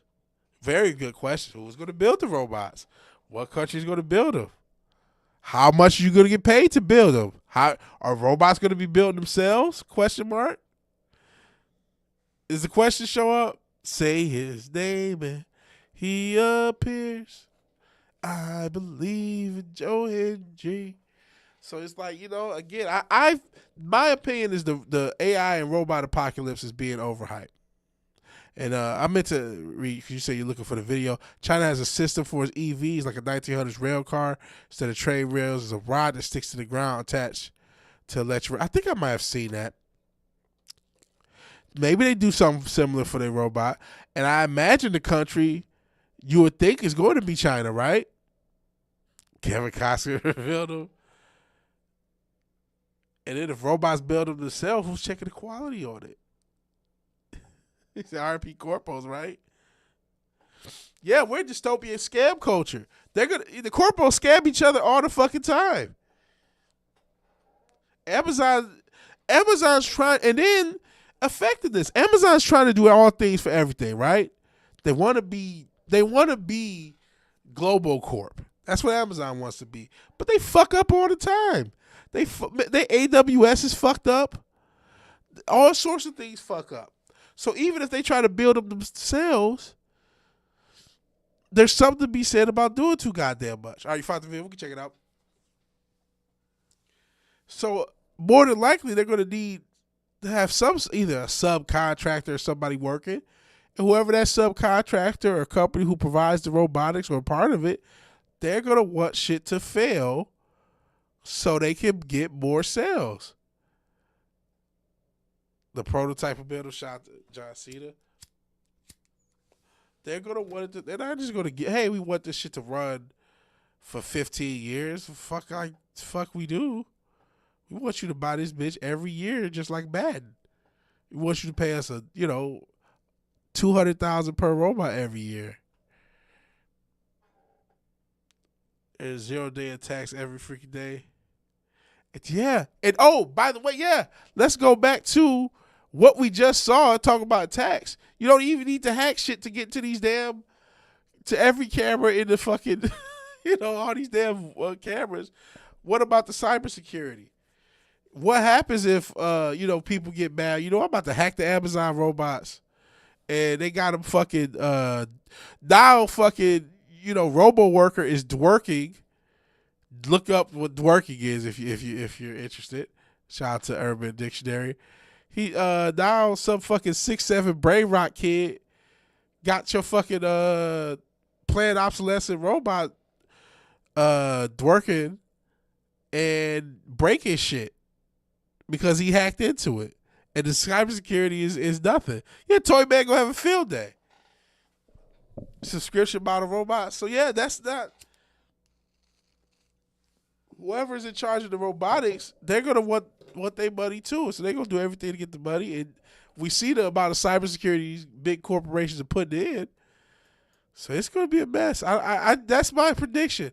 If something else happens, cool beans. Chevy Silverado. Okay, Chevy Silverado. Full-size pickup. You're not unless you give me a brand deal. Brilliant helps you excel in math. Okay. It's an effective and fun way to learn. Built for the way your mind. All right. Let's check this out that Roy was talking about. I heard the same thing, OG. They want subscription computers. I'm not giving up this one. Like, what are you going to do? I'm going to just run this bitch into the ground. Oops, that's not what I wanted. That's the camera. Could have saw me. Here we go. And you said two. Is it 245 or 345? Let me go back to 245. Okay. So, I get to plug in my phone half the time, and I have to plug in my pothole robot too. Well, fortunately, one company is developing a new invention that could mean you never have to manually charge your e-vehicle ever again. Meet the team at Elon Road. And before you ask, no, this isn't another one of Musk's crazy ventures. Elon actually means electricity in Swedish, and Elon Road is a company that's working on a high-tech road that charges electric vehicles as they're driving. The system involves a conductive rail on the road that a pickup fitted under your vehicle slides on top of as you drive along. When the rail and pickup touch, your car is successfully plugged in and starts to charge up. And don't worry, the rail is only active when the pickup makes contact, which makes it totally safe to walk on. The pickup can be attached to any e-vehicle, and it's super effective, transferring up to 300 kilowatts of power per hour. Considering the average electric car battery holds between 40 and 60 kilowatts, the rail can fill most e-vehicles rapidly on a relatively short stretch of highway. And while you can't find this tech on every road just yet, as of 2025, these electric expressways have been implemented across multiple cities like Paris, Oslo, and Stockholm to great success. The company's aim is to reduce reliance on fossil fuels like gasoline, as well as extending the driving range of electric vehicles. But imagine if the Elon Road could power more than just your car. Something like, an entire town. In 2017, the Chinese government showed this was possible as they built a 0.6-mile solar highway in Jinhan. This smart road is comprised of a layer of concrete with transparent sections made out of a strong polyester resin. This sits above a set of solar-powered batteries that soak in energy from the sun through the resin and generate enough electricity to power the highway's lights, billboards, and 800 nearby homes. They also provide power to heaters that warm up the road and melt away ice that settles during winter. But the smart road's big brains go even further, as it contains embedded sensors that measure the flow of traffic, providing real-time congestion updates so drivers know whether the highway is busy or not. Eventually, China wants the road to charge electric vehicles as they drive along it, like the Elon Road. However, they want to achieve this with wireless charging technology, which doesn't exist yet for EV. Okay. Thank you for that, Rowan. So they reinvented the train. So first questions. First thing I thought is weather. Yeah, how's this working? Snowy places. How's that rule doing negative 20 cold? I've been in Michigan. It gets cold.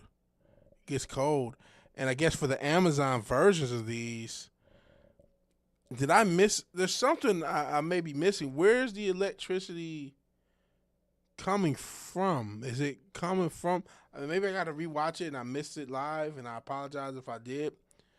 But I mean, I get that the ground is what is powering the car, but how's the electricity being generated? But again, my first is weather. I guess as far as the road thing, the Amazon thing. If you had that and that was like there's however the robots move on the ground and you have that implemented on the ground, cool. I guess I got thing a few rungs down, like EV fires are never nice. What type of battery is the average robot gonna have? Is it lithium? Because what happens when that bitch comes on fire? What happened in the 0.00? If we're using all these robots at a high scale, something's gonna fit. What happens if something in the charging system / electrical system is the failure point? What does that look like? Again, I'm not saying this is not going to happen or this is not going to be implemented or some version of this, because this is what you would think to implement, right? But snowy places, wreckage winter places. I mean, shit. You think about hurricanes, and if you're in Florida or areas like that where the weather can get crazy. This is in China. You put something like that in Japan, the weather can get crazy out there. Earthquakes can be a thing. You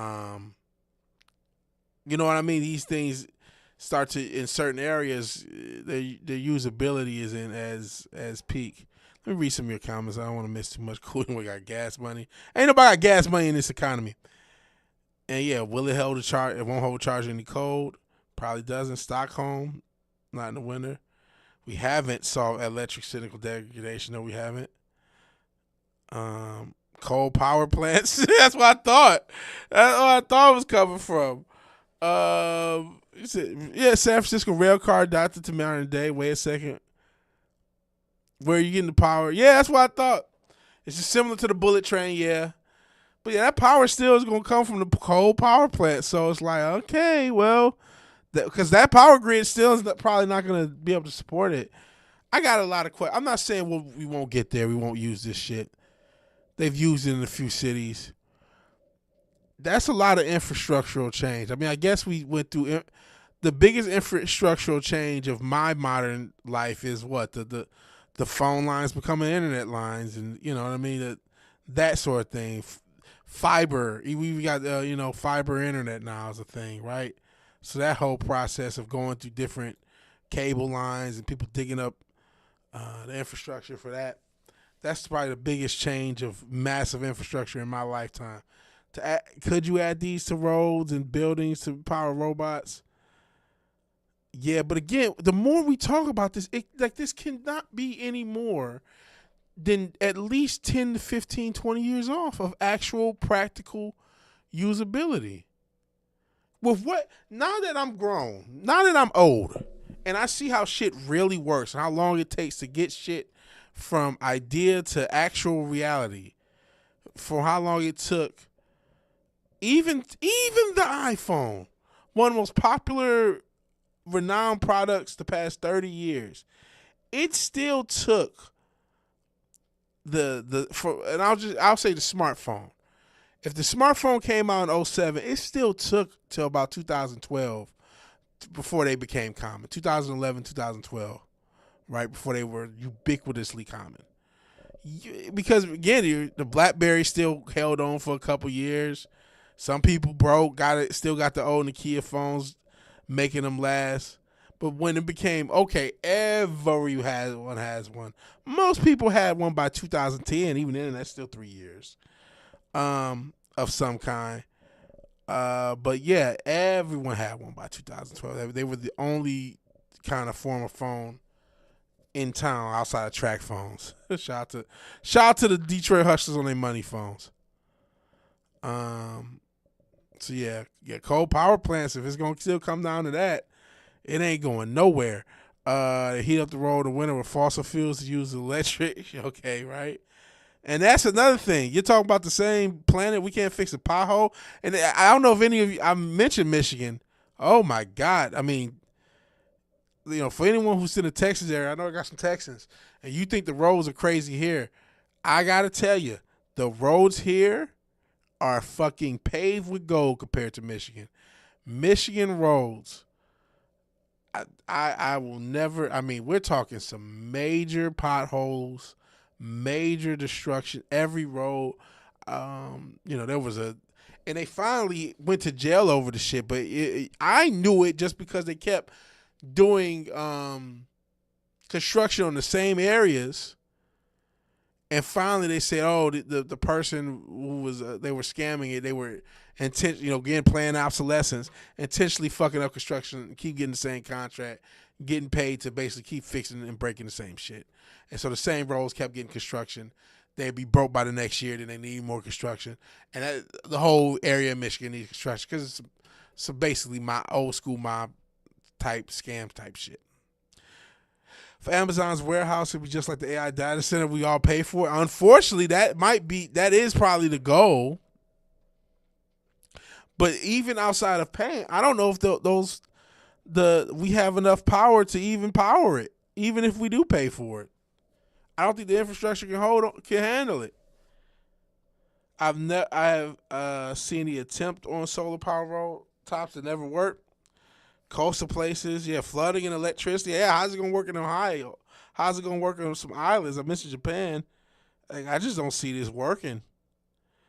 But we know the stock market. You don't got it. The stock market is not about getting something to work. The stock market is about getting something to be promising. That's how come that what was that chick? She used to wear the Steve Jobs turtlenecks. What the fuck was that company called?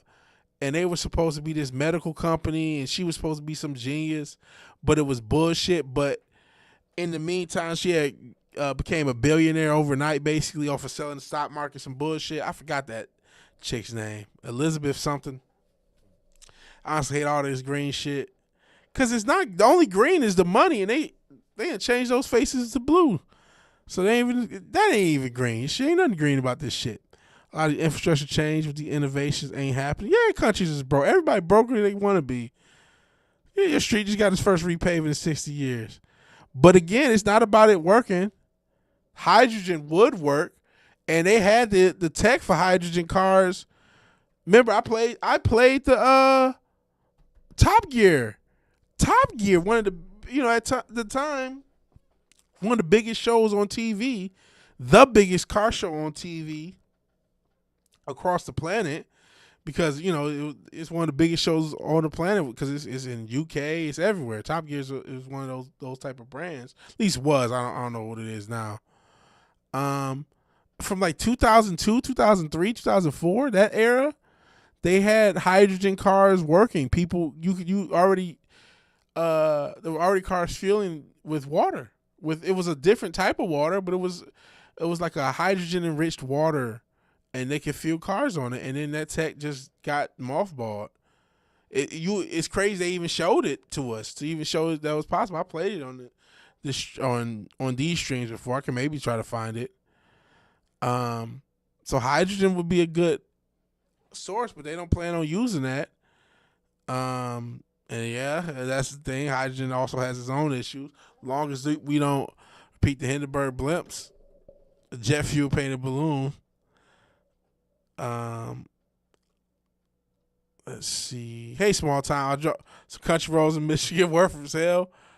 I don't doubt it could work in Oslo though. Norway has excess energy and money. They have street heating in Oslo, for fuck's sake. They can get it working in some cities, sure. Asphalt breaks to shit in this freeze thaw cycle. Roads are always worse in winter places, yeah. But they were intentionally making them even more breakable. But yeah, because the temperature varies so much in a year, all that expansion and contraction of the roads is going to cause cracks. That much is inevitable. But Michigan does it even worse. Appreciate you being here, small time. Drove on the 2-mile stretch of road in Michigan and was asked for the van. Vibrate apart. Yeah. This is why San Francisco just blacks out for no reason. Yes, small time. Elizabeth Holmes, thank you. Elizabeth Holmes. Yeah, she was flogging that blood drop diagnostic and everything was fake. And she would make her voice sound more authoritative and deeper. She had this deep voice. She was doing like some weird Batman voice that she was doing so she could sound more authoritative. And the media put everything on this bitch too. Because they wanted her to be the like female feminist genius, the woman Elon type, Steve Jobs type, which even they a lot of them that's fluff, right? Because Elon Musk is just Peter Thiel's trap queen. Steve Jobs is just Steve Jobs and his homie.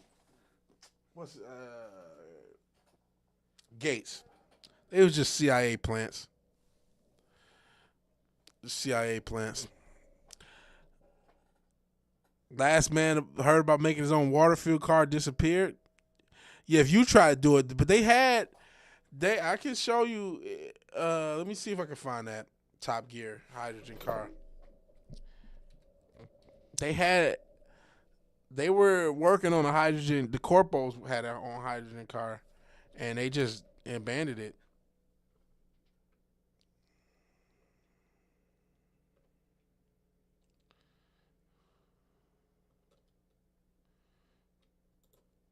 This is a GM car.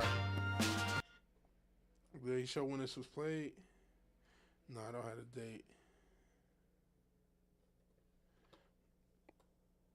Jobs was a dirtbag. Yeah, he apparently an asshole. Hiding the cars only working in extreme high trust society. So that all his car blueprints, patents vanish. That's how that goes. Unfortunately. Saw a video, but then you have these hydrogen stations around and people are dicks. Norway is the only country where transition to EV was successful. 90% of new purchases of EVs sank billions in it. They can afford it with their oil money. Get an ad blocker. I have an ad blocker for, you know what it is? And I have 2 browsers. I use Chrome and I'm still using Firefox. But Firefox has an ad blocker. But I'm signed in as me into Firefox, and I'm signed in as VigilanteWilliamson into Chrome. It doesn't have the ad blocker. I need to just get a Chrome ad blocker. You're right. I'm just lazy. And tired. And not only I'm lazy, I'm become worse with technology. I've gotten old. I hate it. I don't know how it happened, but I've gotten old, and now when I get to technology, I feel old. It's been working. Firefox still does the thing, as I say. But this is from 2004, I believe. Let's see. The car has been with us for over 100 years now, and in all that time it's been evolving really rather nicely. But let's be honest, it's never really changed until now.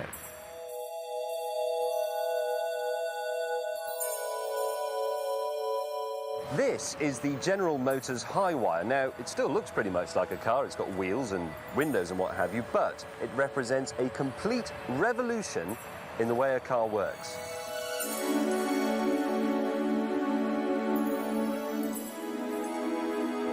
Everything that makes the Highwire go, stop and steer is contained in an 11-inch deep chassis underneath here somewhere. Now, there's no engine or drivetrain. All that's gone. There's no gearbox to worry about. There's no fascia, no pedals. There are no mechanical linkages between the driver and... Real quick, because I realize they talk British. Gearbox is your transmission. I'm like, wait a second, what the fuck? Well, some people ain't gonna know. So there's no transmission. There's no, what did she say? No pedals. There are no mechanical linkages between the driver and the driving. It's all replaced with this. It's a computer cable. And this isn't science fiction. I'm going to drive it. So they had this then. Then this is 04 at the Being latest. British, you'll notice that I've got into the wrong side of the car, but actually, it isn't a problem. There are no pedals to worry about, so there you go. Now this means I can drive down to Dover and onto the ferry in a right-hand drive car, drive off the other end in Calais in a left-hand drive car. Okay, so you can. That's extra shit, but the idea is that this shit runs on high. Right, let's see if we can make this thing go. Shut up. So, power, select drive on a button there, twist to accelerate, squeeze them, and we brake. That's fantastic. Oh, this is weird. It's very, very airy, and there's a big flat floor. And look at the size of that window up the front. Sort of like driving a patio. This doesn't feel entirely natural, to be honest. It's very logical, but it's not really second nature, because I've spent more than 20 years driving a normal car. But I bet if you're part of the PlayStation generation, you'll be able to drive this thing straight away. On level 10, probably. Rear view mirror, bit 20th century, so we'll have a TV screen here on the steering thingy. And as for door mirrors, we'll have TVs there as well. Goodness, those early plasma screens. Look, it's so weird how the 2000s look so much more dated than it looked at the time. Oh, man, we might get in some trouble with the copyright. Oil companies are the biggest. Yeah, they are one of the biggest investors in the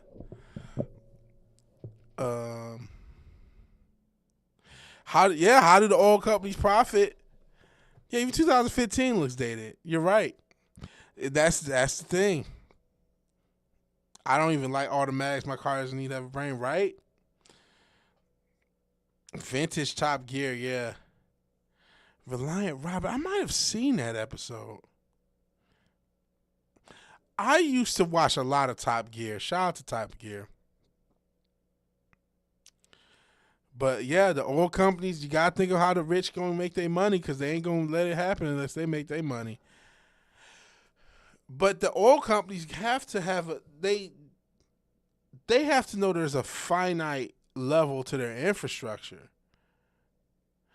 But you know, there's a lot of idiots, man. Because as evil and as complete as the powers that be are, and even Rich, you have brought up, there's a lot of like, wait, this is gonna affect you too. Like, you can't run away from it. Like, you can only run so far away from it, right? Without this affecting you. So it's like, okay, hey,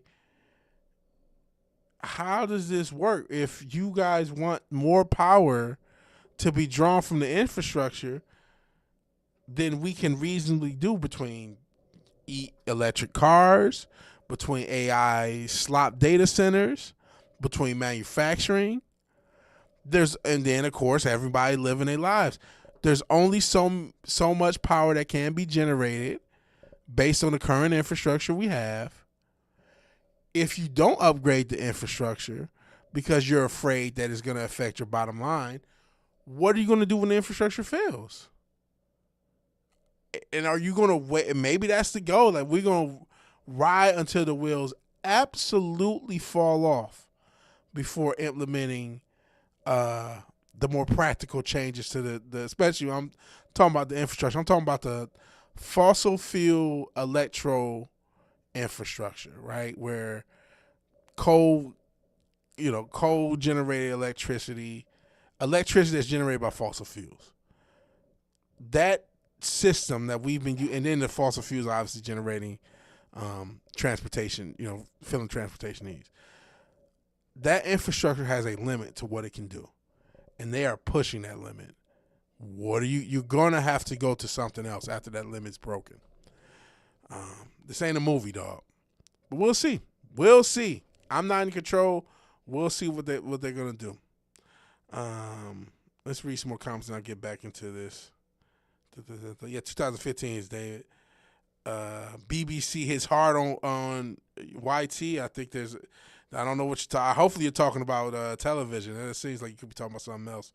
Reliant Roberts, a 3-wheel car. I do remember that then. Yeah, I did see that, everyone. That's why the hydrogen car advantage, big oil, right? Yep, it constantly flips over. Yeah. If you can run a car on bottles of water, big oil does die. He's not the first guy. Yeah, excellent mobile retirement plans. There's a few funny episodes. There are some pretty good episodes. That flying over. And then some of the stuff. What were they in? Amazon? Some of the, because they basically had a lot of like National Geographic X episodes. I remember the one where they went to the Middle East. That was crazy. But they've had some cool episodes. But Fizz says he never realized how funny Yokai Watch was until I rewatched this as an adult. I'm not, I don't know what that is. Shot in his home. Damn. Man, if you mess with big oil or big pharma, it don't go well for you, man. If you mess with big oil, big pharma, say too much about the political system, it doesn't go well for you, unfortunately. And that's not to cause fears and say that you can't say anything about these things. But once something comes on and it starts taking money from people don't react to that. Build a big hydrogen facility to ship to the EU, making bank on the stupidity. Fair enough. Mercedes made their first functional EV in 97. Got paid by big oil to fuck off and destroy it. Toyota is a legend. Oh yeah, that Toyota they could not. They basically couldn't destroy. Hydrogen is not dangerous. Yokai Watch, the children's anime that came out 10 years ago, was a flash in the pan. I see. The Toyota from the building they demolished with the roof, the thing was like indestructible. One of the best unintentional commercials for Toyota ever. All right, let's see more about this shit. Now look, I'm sorry if I'm not talking in a very normal voice, but I am concentrating very, very hard here. There's only one of these in the world, and it's worth about 5 million quid. Right, let's have the top off this thing, and then we can see how it works. That's easy. With no mechanical linkages to worry about, it's a simple matter of undoing a load of bolts and whipping out the computer cable. Here is an electric motor which drives the wheels. This is the fuel tank full of hydrogen, and this is the fuel cell. Now, in this, hydrogen from the tank there combines with oxygen in the air in a complex and frankly rather boring way to produce electricity. But the important thing is that there are no batteries to recharge anywhere on this. This has its own onboard power station, and it generates so much electricity that I could actually run my house off it. In fact, I could run half my street off it. But the real stroke of genius is... Did you hear what he said about 2004 technology that was widely available and they just told you could run your street off of hydrogen? This is what he just said. This was true in 2004. In fact, I could run half my street off it. But the real stroke of Richard, genius... you were born in 2004, right? This technology is older than you because they had to have it before they showed this. It's older than you. The technology that would basically allow you to run shit on water. It is literally possible that we could run the most plentiful resource on the planet. But instead, let's use it for AI, so we can have a 6-7 Rizbot brain rot the kids. This is combining hydrogen power with by-wire controls, because here's something you can't do with your car. This is essentially a family saloon, but what if you wanted a pickup for the weekend, or a people carrier, or even a 2-seater convertible sports car? Well, change it. Go down your dealer, get him to unbolt this body, and plug a new one in. I mean, it's only going to take half an hour. Even better, why not get him to bring one round? And here's a thought. The Highwire is made by General Motors, and they own Vauxhall. Do you know what this is? It's the new Vectra. I mean, not the next one, probably not the one after that, but one day. Now, if we forget all the Tomorrow's World techie wire, change the body stuff, the most important thing about this is that hydrogen power station, isn't it? Yeah, I think so. That is supposedly, it really is supposed to be the fuel of the future. They say, you know, anywhere between 10 and 20 years' time they could do this. 10 or 20 years? Yep. We're 20 years ahead. They didn't do it. Driving a car, and you get hydrogen from water, seawater. Well, from salt water, yeah. You make it from salt water. And then all you get out the exhaust is... water. That's astonishing. So that was available your entire life, Richard. Yeah, we're getting into some trouble with the copyrights. So we may get yeeted. Yeet. And think about all the other functions it had. You could literally take the body apart and have a different car body. You could just transfer it out. Unreal, man. Yeah, imagine your carbon footprint. Your car is zero. All your byproduct is just water. 21 years later, nothing. Unreal. I'm trying to see when was this episode? Do they got?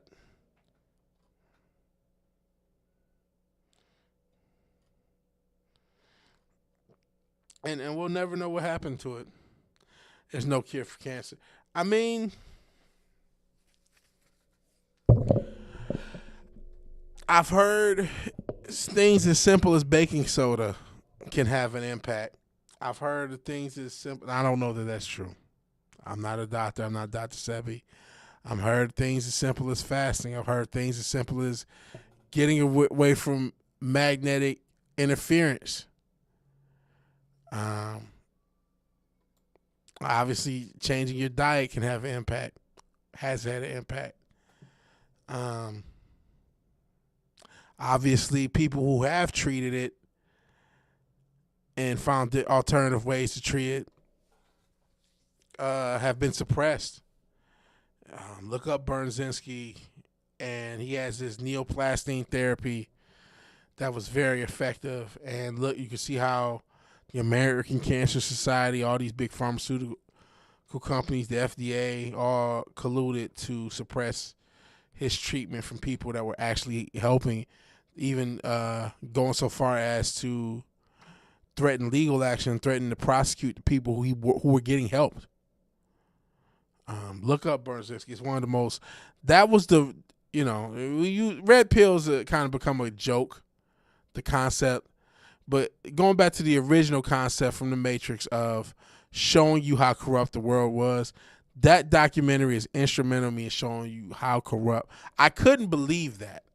I didn't believe, especially how many charitable organizations were legitimately suppressing a quantifiably effective cancer treatment because it didn't in line with the pharmaceutical companies and their money. And that was, I couldn't believe. I was still young and naive and didn't think the world was that evil. That's why I became, how I became this bitter. I think everything's a conspiracy. It's because of things like that. It's because of that. And then, the cost of treatment, $100K for cancer treatment is bullshit. It's absolutely bullshit. It's absolutely demonic. This is evil. Like, a lot can be said about the capitalism versus socialism divide, and there's a lot of push towards socialism. You can absolutely see the evil in unfettered capitalism. The free market never gets a chance because the state becomes the corporation becomes the state. When the corporation becomes the state, the free market never gets a chance.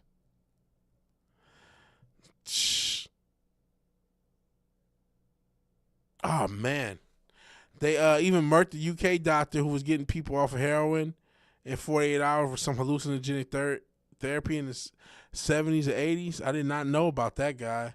I mean, a lot of people have talked about, for better or worse, whatever you think of ayahuasca and DMT and the like, a lot of people, especially the ayahuasca, have reported all sorts of, whether it's addiction, all sorts of mental anguish, whether it's addiction, schizophrenia, depression, all sorts of serious mental issues getting treated, relieved, and resolved by psychedelics. I am not a psychedelic guy. I will never do mushrooms. I'll never do anything stronger than weed. I don't even want to drink anymore, right? So this is not an encouragement for psychedelics. I'm not that guy. I'm not that guy, pal.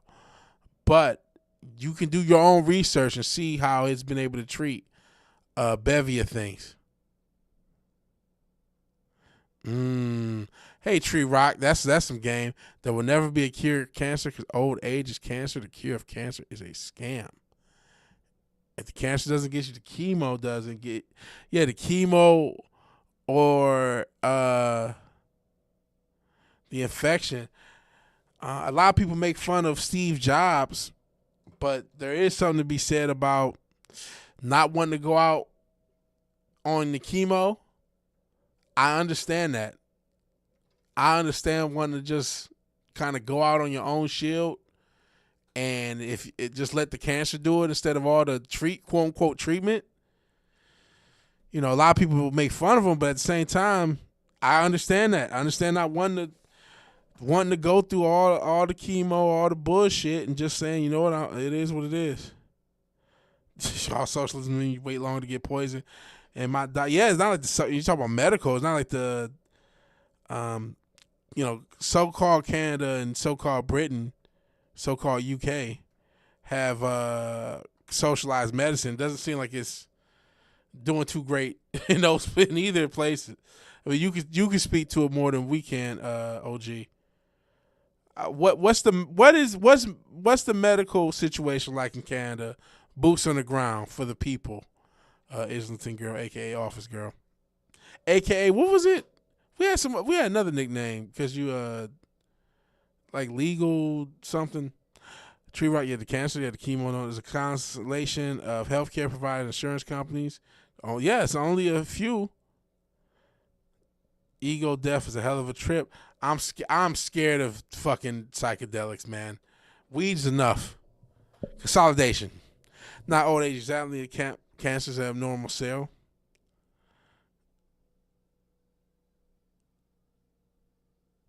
Yeah, see, oh man, I hope that's not the case. But I think that was the same thing that got Jobs, and that's why.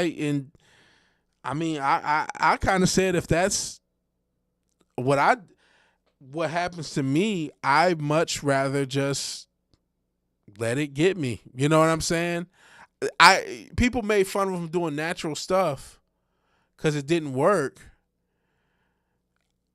Absolutely, it's like it, but it wasn't. That's not the order of operations. The order of operations wasn't, I'm trying to fight this to survive. The order was, hey, this is probably going to kill me anyway.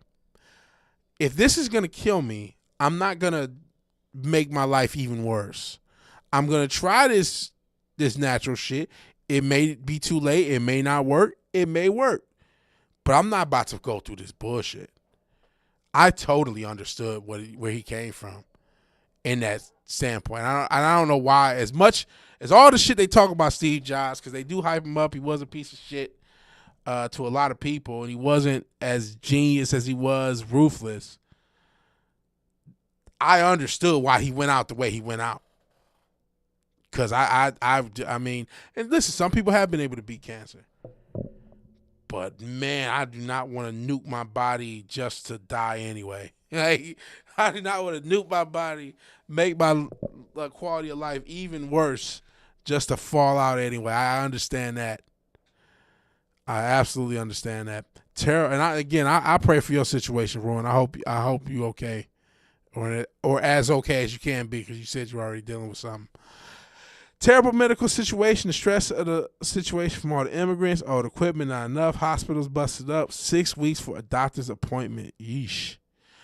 Wife and his brother called, made sure, oh yeah, you told us about that. It's fucking crazy. Oh man, I'm sorry. I died before spring, man. Lovely light topic. Merry Christmas. I'm praying for you on that. I'm praying for you, bro.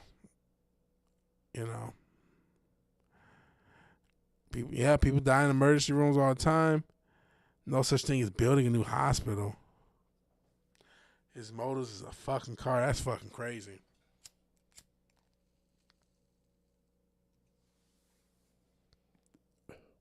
Yeah, lovely light topic. Yeah, I did ask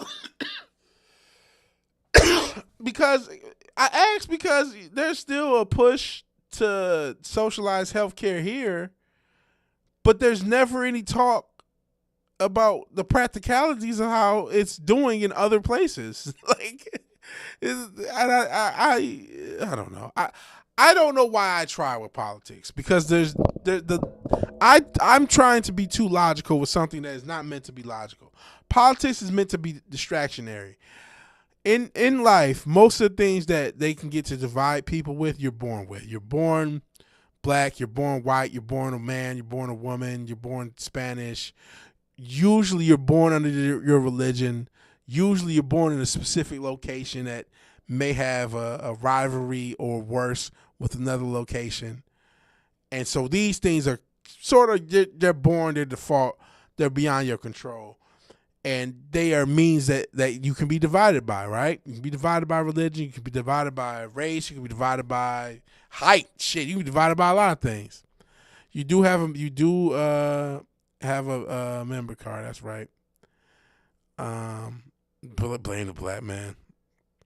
But what politics offers is a new way to divide you. Hey, are you red or blue? Now here's something and even to some extent that may be something you can be born into, but here's something that's not at birth, but we can still use to divide. If everything else hasn't worked to create division, we can use politics. And man, I don't know if there's been a time in my lifetime that has been more effective. Though I could be arguing, I could be doing the thing I just talked about. I could be stuck in 2020 with that. I don't know if it's as effective as it was in that 2020 era right now. But I would say at least the past 5 years has shown the divisiveness as of politics at its peak effectiveness. You know, I say that there was a lot of I seen Nicki Minaj, did she lose a bunch of Instagram followers for doing the Charlie Kirk mania shit?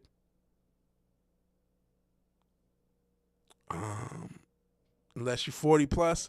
Yeah, that's what I kind of feel. I think it's, which, you know, politics is always supposed to be an old man's game. Canadian Made is coming to the U.S. Forget what state is adopting it. What's MA Made? Member. Y'all gonna have to break down Made. Democracy. What did it? I can get my homie to talk with you guys about democracy.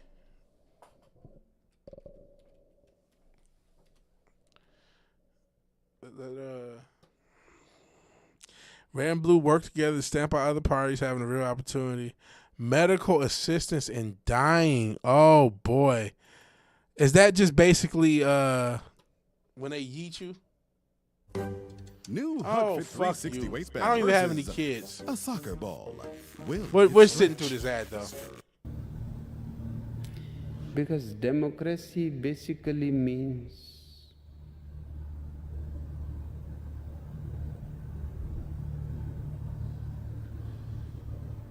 government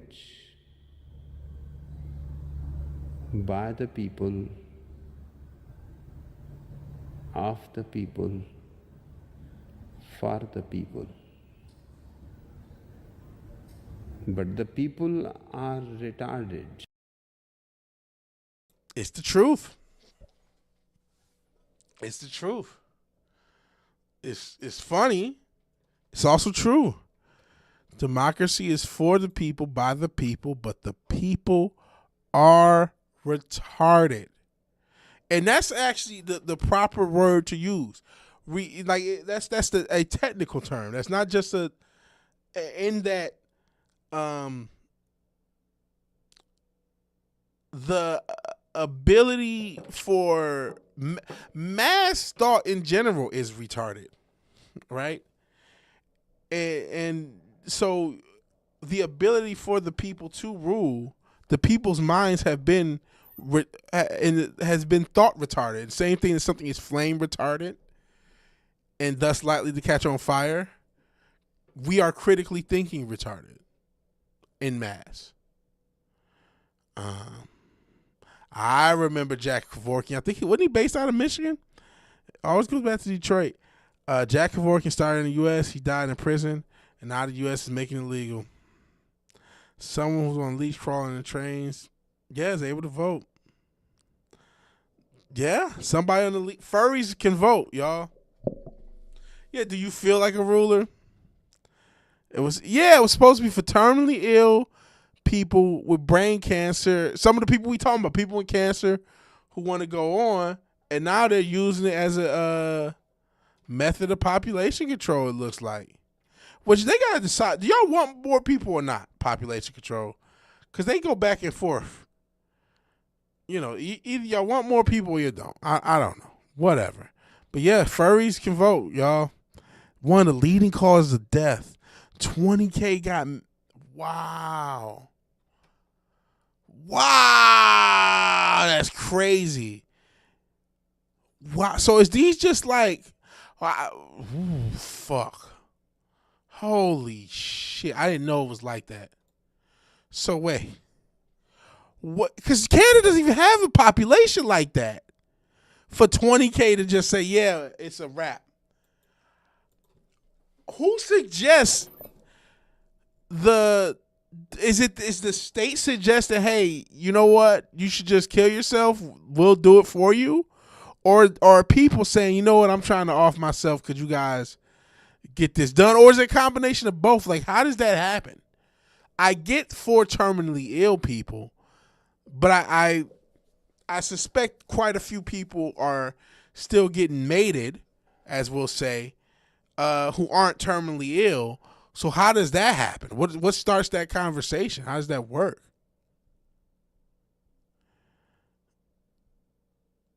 $20K. Oh man, they won it for 18s.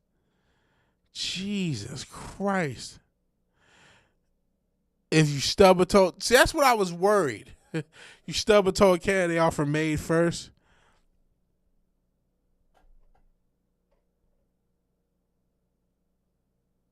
Starts for people who are stupid.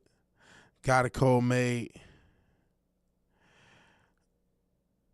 That's exactly what happened. One case, a vet had PTSD. Another lady was trying to get a chairlift. I don't want to die. I just want to get upstairs. Gender dysphoria made. Got a cold made. Got COVID made. Stub a toe made. Crazy. Yay, socialism. Let's socialize medicine. At least that mean old Mr. Trump won't let us socialize medicine. Depression in kids made. They're just trying to murk motherfuckers. Just get motherfuckers done. Say no. That's the thing. Some of these motherfuckers is trying to make themselves. Shit.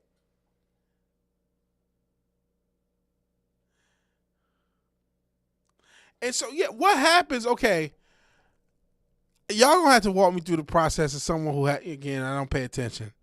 So, okay, I'm in Chatham. Alternate universe me. I stayed in Chatham because I love Will so much. I'm in Chatham, Ontario.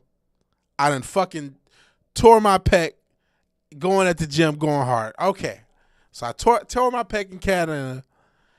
They say made. I'm like, you know what? I don't think I need to end my life. Can y'all just repair my pec? How do I get made it? Is there a way out of that? Like, how does that work? Okay, Cody. It can happen. Oh man, y'all remind me how nasty that looked. Ugh. Listen, I recently saw that somebody pec tear. That was kind of traumatic, bro. It's a very nasty looking thing. So okay, I fucking tore my pec, but I need to knock on wood. I don't want a thing. And then I go to the doctor and they say, hey, I can understand, okay, I got extreme chronic pain, loss of quality of life. I'm not, this is not going to get any better. I'd rather be out of here. It's dark, but I can understand it. But again, if I just tore my pec, they will make an appointment 9 months away for the taxpayer treatment. Okay. So you get two choices. You're a regular person. Yeah, socialized medicine, Merck's, you a private medicine. But I don't see 70s for, spine collapse, couldn't walk. Oh, man. So that's tough. That's tough.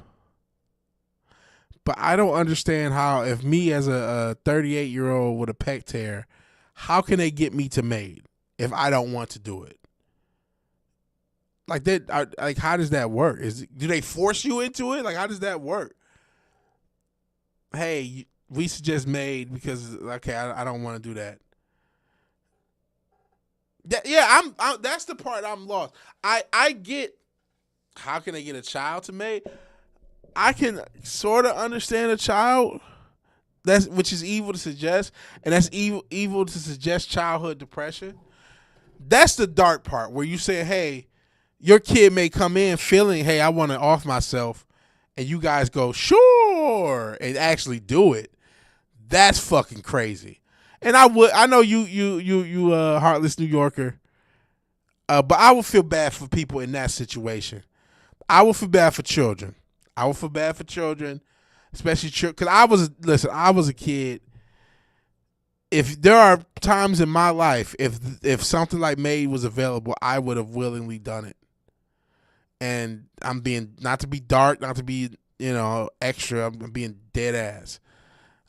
So that I do feel like, man, messing with somebody who's depressed, who's already, if somebody gets caught into a suicidal situation and then you offer them MAID and they do it and they die, it's like, okay, that's fucked up.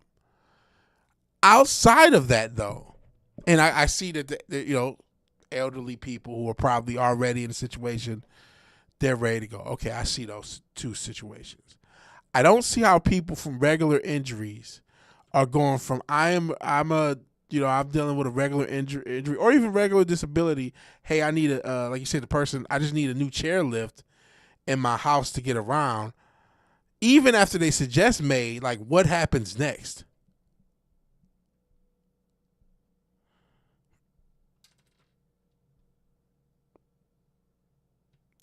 Like what happens? Hell no, I'm not. I'm from the Bronx. Some of these Canadian suburban kids fuck all my face off like Charmin. They just make you wait as long as possible. She said no. Can't have a chair. So she eventually. So you just got to fight it out. It sucks, but the gimmick is they constantly suggest MAID. They're suggesting legit disability. The longer they make you wait, the more you think MAID is a better alternative. That is still wrong. I judge as somebody who talks to you quite a bit, Richard, and I consider you a friend. Friendly. We're friends-ish, right? You seem to have a very, I don't know what the right word is. You gotta, I'm not totally different from this, by the way. But you gotta be responsible for every single thing that you do, and I am a personal responsibility. I get personal responsibility, right? But there's also something to be said about being fucking evil too. Like, yes, you have a personal responsibility to yourself to protect yourself. But there is a point where, okay, they're doing too much shit. They're doing too much evil. I agree, blame the consumer on a lot of things and 90% of things and probably even some of these MAIDs. But to constantly push people towards that, to suggest that, to delay treatment in order to suggest that, to basically try to tip the scales towards that, Obviously, there's going to be some people who that doesn't work to. There's going to be some people who are in a situation where maybe it is under consideration because of the severity of their medical issues. There's going to be people all across the spectrum. It's still an evil thing to do, right? Because there's going to be some people who are desperate enough to do it. And the fact that that's the default thing means that's really what you want most people to do. Even if people do fight, even if the lady did eventually get her chair, even if it takes me a year to get my pec tear repaired in my fictional situation, it's still fucked up to put the people in that situation. Right? Okay, we friends. Good. I would hope so, right? But I also, don't want to just like, oh yeah, you might be like, yeah, nigga, I don't know you. For real, millions saw where May was going and they passed it. That's people are retarded. There is some. You're not wrong. I don't want to totally disagree with the personal responsibility thing. You do get enough rope to hang yourself with. But as Cincha said, look at the bright side. It keeps the budget looking better. Look how much money they're saving, right? It's a slippery slope, and people are corrupt, and it always gets abused. I mean, teenagers with depression ask for it, like, dog, you probably from the suburb in Canada. Hey, man, them go through shit, right? Imposter. I'm just from Toronto. You don't know what they're going through. What you know about the 6? You don't know what it's like in the 6, Richard. You don't know how real it is in the 6. Now I'm like the REC skit where they always talk about what city they from and how crazy it is. I forgot what. You don't know how it is to see. It gets real to see the rappers, bro. It gets real to see the rappers. You don't know. You don't want that smoke. Boy, I'm from Davenport, Iowa. We get shit cracking. My reggae's watered down, yeah.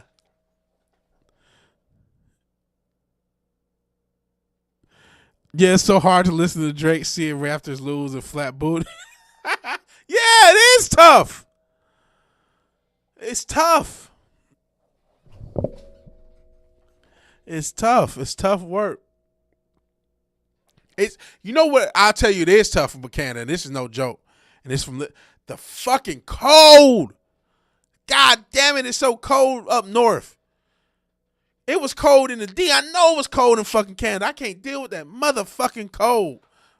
God damn, I can't deal with that cold. And you talk about Bret Hart. I don't know how motherfuckers live in Alberta and Saskatchewan, because you hear, or Saskatchewan, whatever the fuck that's just called, the middle of Canada, where it's just super cold. Fuck that shit, bro. Why does anybody live like the actual Calgary, Alberta, Canada? Isn't Alberta like freezing? Isn't it like one of the coldest places that there are people? Like, it's crazy cold. I can't deal with that fucking cold, man. Shit, I'd rather get made than that cold. I can't deal with that cold. Shit. That's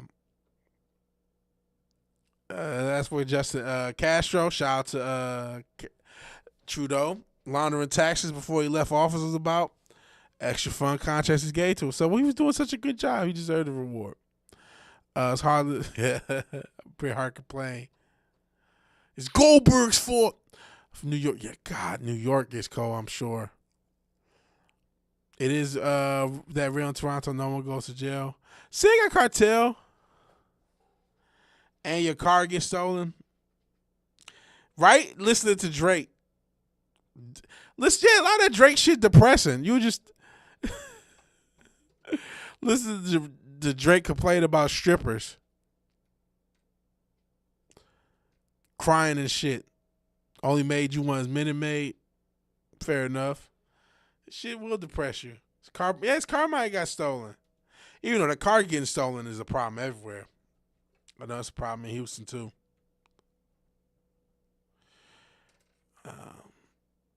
But I mean, I don't even know why people steal cars. They be stealing it for like nothing.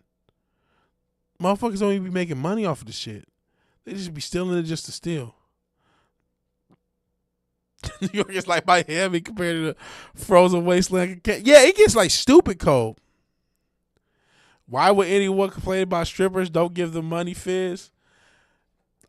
You're gonna, you know what? There's probably 30 years of rap that wouldn't exist if that was the mentality. I wish I had an answer to your question. As somebody who's only went to one strip club one time 20 years ago and doesn't plan to ever going back. 30, well, yeah, 40. Yeah, Uncle Luke. Yeah. I never understood the obsession with strippers. I never did. No disrespect. Just like I don't understand the obsession with porn stars or OnlyFans models. Listen, man, I don't get it. Yeah, so many rap music videos have had strippers over there. They stealing strippers, not the strippers, the car. Yeah, we was they shipped.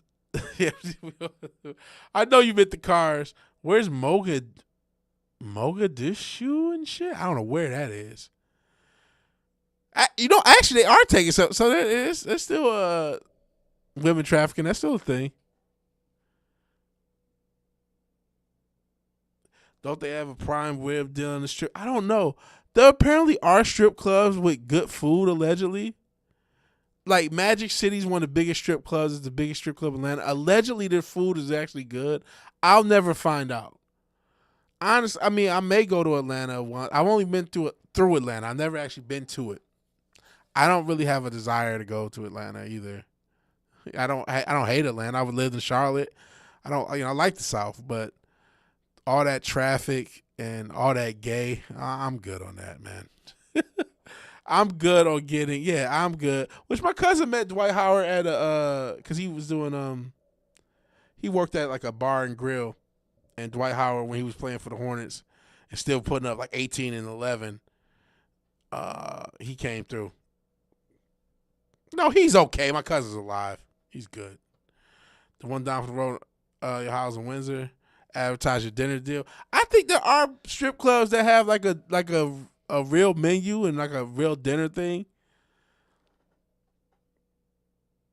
So that's like a thing for some strip clubs. That is a thing. The strip that was a joke that people go to the strip club for something to eat, but it was like there's something to that joke. But I never went to the strip clubs like that. I do remember Dwight Howard having a ass injury. Not that you would know.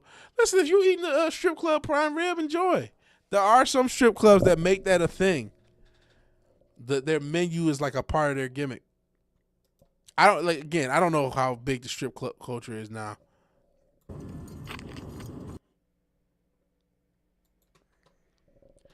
And sorry, I see L.A. If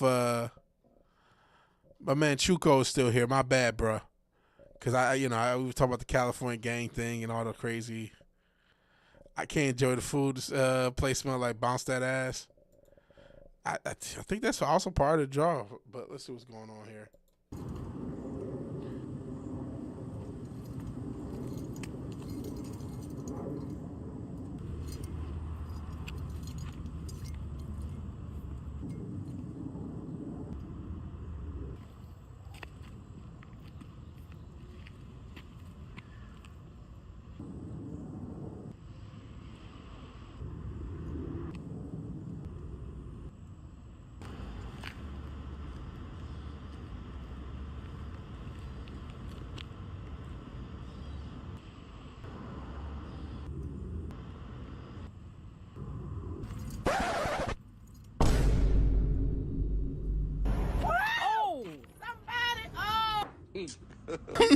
God have mercy upon us.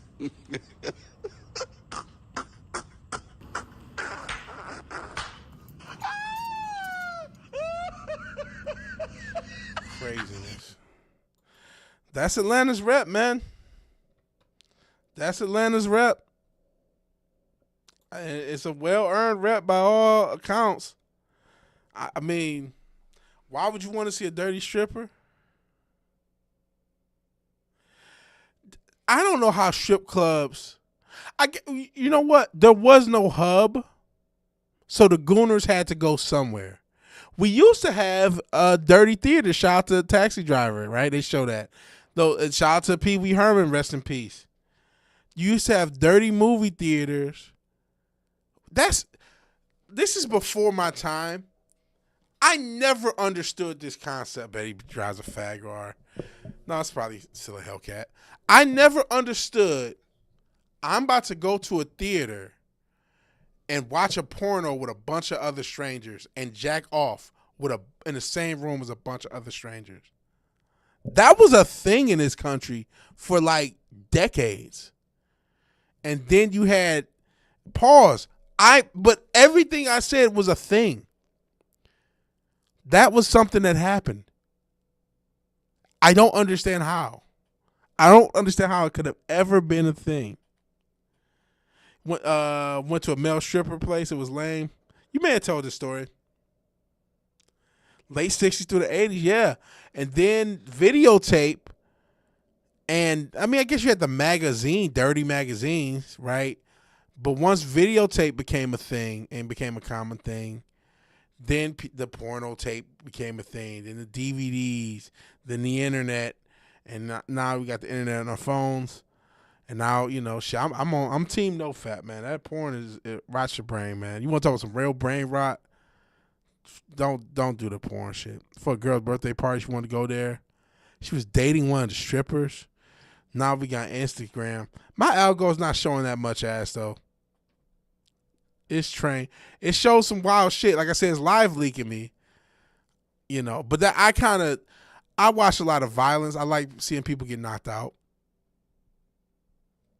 So that's where I kind of did that to myself. Because like, oh, you like seeing people get knocked out. You want to see when they don't get back up? Like, like Chippendales type shit. Shout out to, what's his name that had that Chippendale sketch on SNL? Chris Farley. What was it? Chris Farley and Patrick Swayze. He wanted to be a Chippendale. He was like fat like me, but he wanted to be a Chippendales dancer. Porn industry and military always adapt as a new tech. That's you're not wrong. You're not wrong. Isn't porn the reason Blu-ray became a thing over HD DVD? Or do I have that wrong? Because HD DVD could have been the standard. Instead, it was Blu-ray. Now it's streaming. We'll see if... I think physical media is going to make a huge comeback. Or at least hard drive media. Which is... I need to... Hopefully this week I can get me a hard drive. I got to get a replacement hard drive. Or just a USB hard drive. Before the prices of those jump. Because I just got to get it. Jesus does need to come back. Download SCAS on my computer for free. I had a whole bunch of stuff on DVDs. I had burnt a bunch of DVDs. I had burnt the entirety. Now I've since bought it, but I had the whole BTAS, whole SCAS. You know what? I don't think I still own a Justice League. I need to buy it. I don't know what happened to those DVDs. Blu-ray had a better name. Sometimes it is just that simple as dumb. But I thought porn had impacted that push to Blu-ray. But I don't remember. Sometimes it is that simple and dumb. And I think more people, Goon-Ray, more people are going to be downloading more stuff. We saw Spotify got hacked. It got hacked for the music, which is a surprise, right? Well, I hope my music got caught in the hack. Maybe somebody accidentally, searches nostalgia and they find me. So we'll see. But I think people are tired. I keep seeing so many people are frustrated with the streaming services area. The only streaming service I technically have is Prime, and that's only for the delivery of shit. I don't have Amazon Prime because I want to see things, and if they ever charged more for the TV component and the streaming component, I would get rid of it that day. I have no use for it. I'm not surprised. Maybe you get boosted. That would be dope.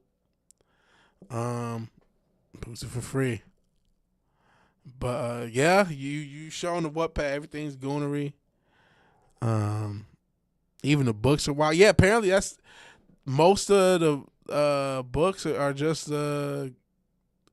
goon shit. It's just literal word porn. I don't plan on going to fanfiction.net. But a lot of most popular literature is just well, that basically is what Wattpad is, right? It's just basically porn post 50 Shades of Grey that became such a thing, such a profitable lane that there's a lot of material pushed towards that. Yep, it's just gooner. It's women gooner bait basically. Fizz is right. That's become a very popular lane.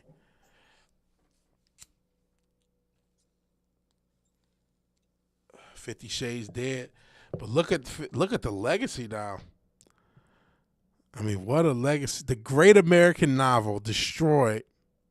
Oh wait, when you said Morning Glory Milking Farm, I had no clue that was a thing. I thought you were just joking because that sounds crazy. I am scared to look this up, big dog. The word like romance will forever with spice scenes now is bull semen everywhere. Oh. No, that's real.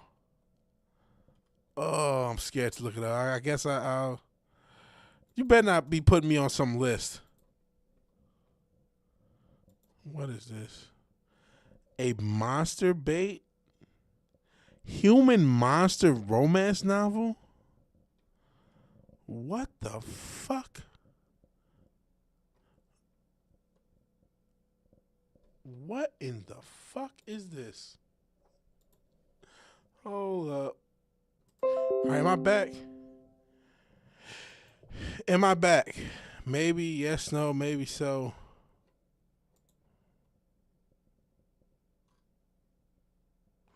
Okay. Is this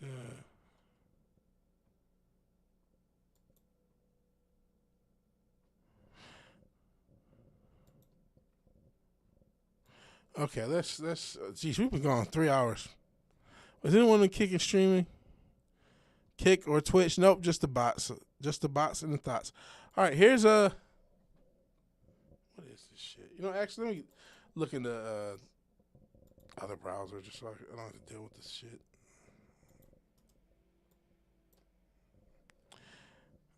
Here we go. Morning Glory Milking Farm. Violet is a typical down on her luck millennial, mid-20s. Well, that is millennials are way older than that. But mid-20s, overeducated, of course, right? Drowning in debt on the verge of moving in their parents' basement.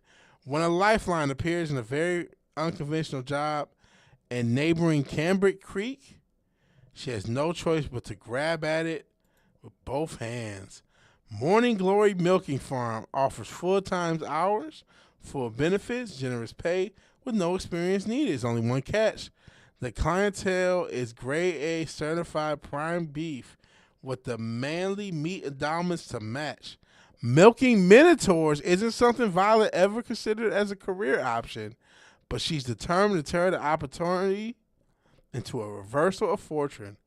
When a stern, deep-voiced client begins to specially request for her and his milking sessions, maintaining her professionalism and keeping him out of her dreams is easier said than done. Violet is resolved to make a dent in her student loans and afford name brand orange juice. What the fuck? Fuck. A one-sided crush on her out-of-the-league minotaur is not a part of her plan unless her feelings aren't so one-sided at all. Ooh.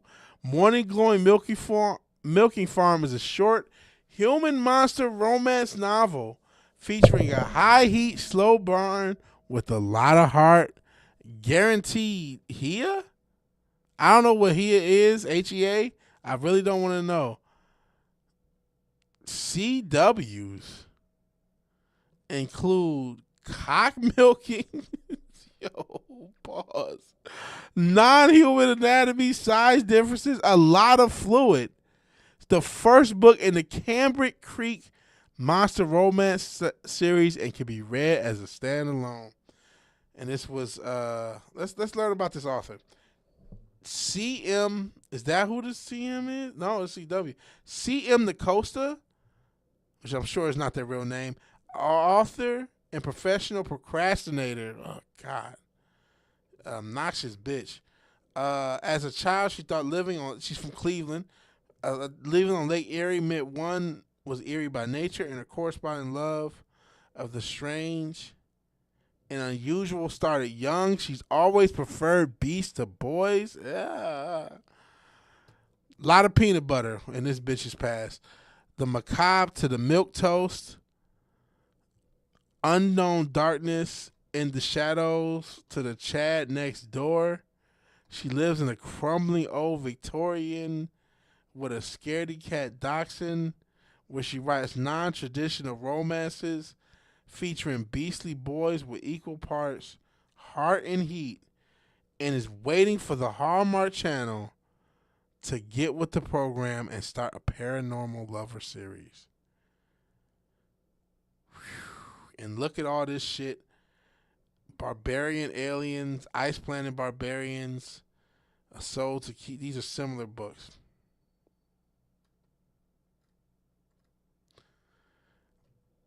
I don't even know what to say, man. I don't know what words. I could read more. I don't know what words I could say after what I just said. I don't know what to say. I don't know what to say. I'm glad you said it. Because, and I'm not trying to listen, I'm not trying to make this a racial thing, but white women, man. Just in the way when I was reading this, I realized these were the motherfuckers who were writing like Star Wars and She-Hulk and fucking any fucking Marvel or all the shit I was yelling about the first 3 years of this channel was written by these type of motherfuckers.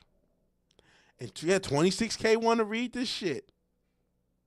She has a whole series behind this shit.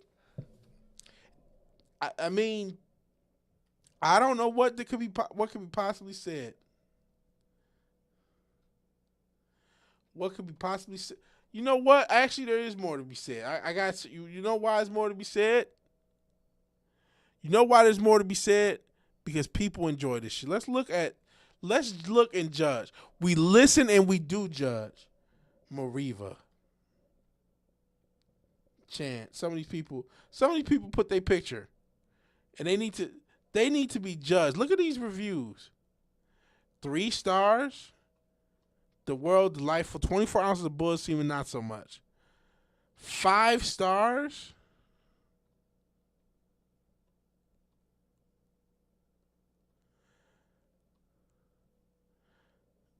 Me hiding the fact that I gave a book about milking Minotaur dicks 5 stars. This Matilda, target audience. And they got all these fucking memes and everything. What the fuck is this shit? See, this is where the education system failed. That's another thing I was thinking of. I remember all the and this is probably why I never ended up becoming a writer and never could do much for writing. Writing was made to be so, for lack of better term, gay when I was coming up and through the education system. They made writing seem like the gayest thing that could possibly be. And I always had an interest in writing stories and stuff. That's why I'm kind of inspired by you, Richard. You just write and you just get it done and that's just it and it's over. But they made it such a overly flowery, Nothing's literal. Writing words to writing words. Literature nerds, literature geeks, writing geeks, and I don't want to criticize the man's work. I think even guys like David Foster Wallace, but he's writing Infinite Justice, this massive book, and it has all these sub notes and all these crazy sentences, and it's writing for writing's sake, overly brainy, but saying nothing, idiot type writing that doesn't mean anything. But people grasp all sorts of themes and the overlove of literature, and that the people who they were teaching this shit went on to milk Minotaur dicks, right? Like, that's just crazy. And I get, yes, you're right. There's, compared to Japanese hentai and other shit, but this is like a bestseller. It was like, this is what is getting considered like a good book, bestseller type shit.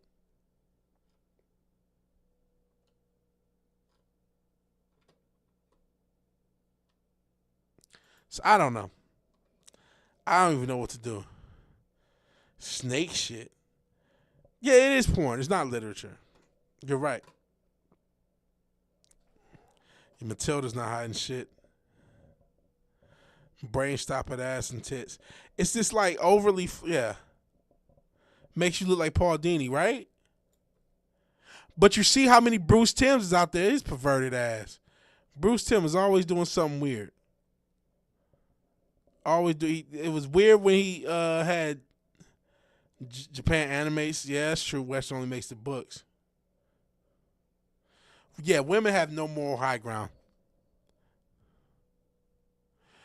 There's literally a famous hentai about ninja chicks getting assaulted by demons. Oh, boy. Woo! This is all stuff I wish I knew nothing about the human condition. I wish I never heard of the concept of furries. Even though the FurryCon video by Internet Historian is hilarious. But still, wish I never heard about all this weird shit, man. This is, I see how Sodom and Gomorrah got destroyed. Because this is some crazy shit. People are out of their goddamn minds. It's people fantasizing about fucking Minotaurs and milking Minotaur dicks. And it's, like you said, weeb gooner shit. Men and women lost. We shouldn't. You know what? I'm glad that we're not reproducing now. Keep marrying AI. Humanity has to die out. This was a mistake. We have to die out. We got to go. We got to go.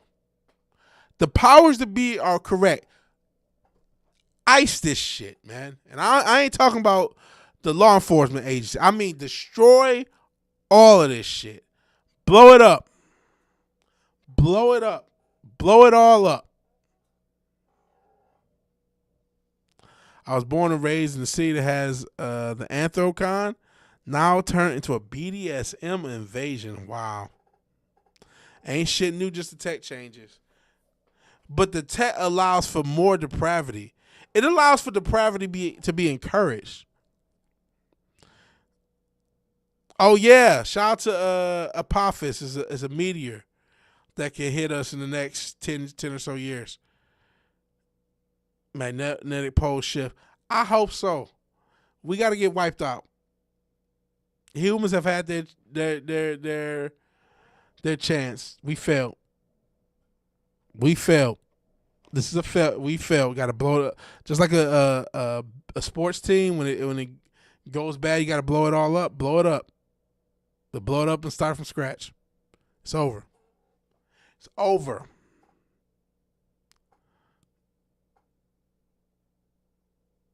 I don't know how it has to end, but it has to end. I wish the nuclear wars were real. You leave it to the animals. Leave it to the animals. Humanity was a mistake. 3-Eye Atlas was close so well, I see. Yeah, they don't deserve to suffer. Transhumanist art. I understand that humanity was a mistake. That's how probably the powers that feel like, hey, it doesn't matter if more of these motherfuckers will go. It was a mistake. It's even worse when it comes to manga. A lot of it, Shuo's manga is just smut, to be honest. I don't know what to say. We gone 3 hours. It's been fun. It's been cool. Keeping up with y'all Christmas. Christmas has got about 4 minutes left here in Texas. So I'm going to go ahead and get out of here because I have nothing else to say. I have nothing else to say. I thank you all for joining me. Well, I'll try to stream throughout this. I'm off for the week. I don't know. Kinda, who knows? I just know this. There has to be an end. It's 12:57 here, so you're on probably the East Coast.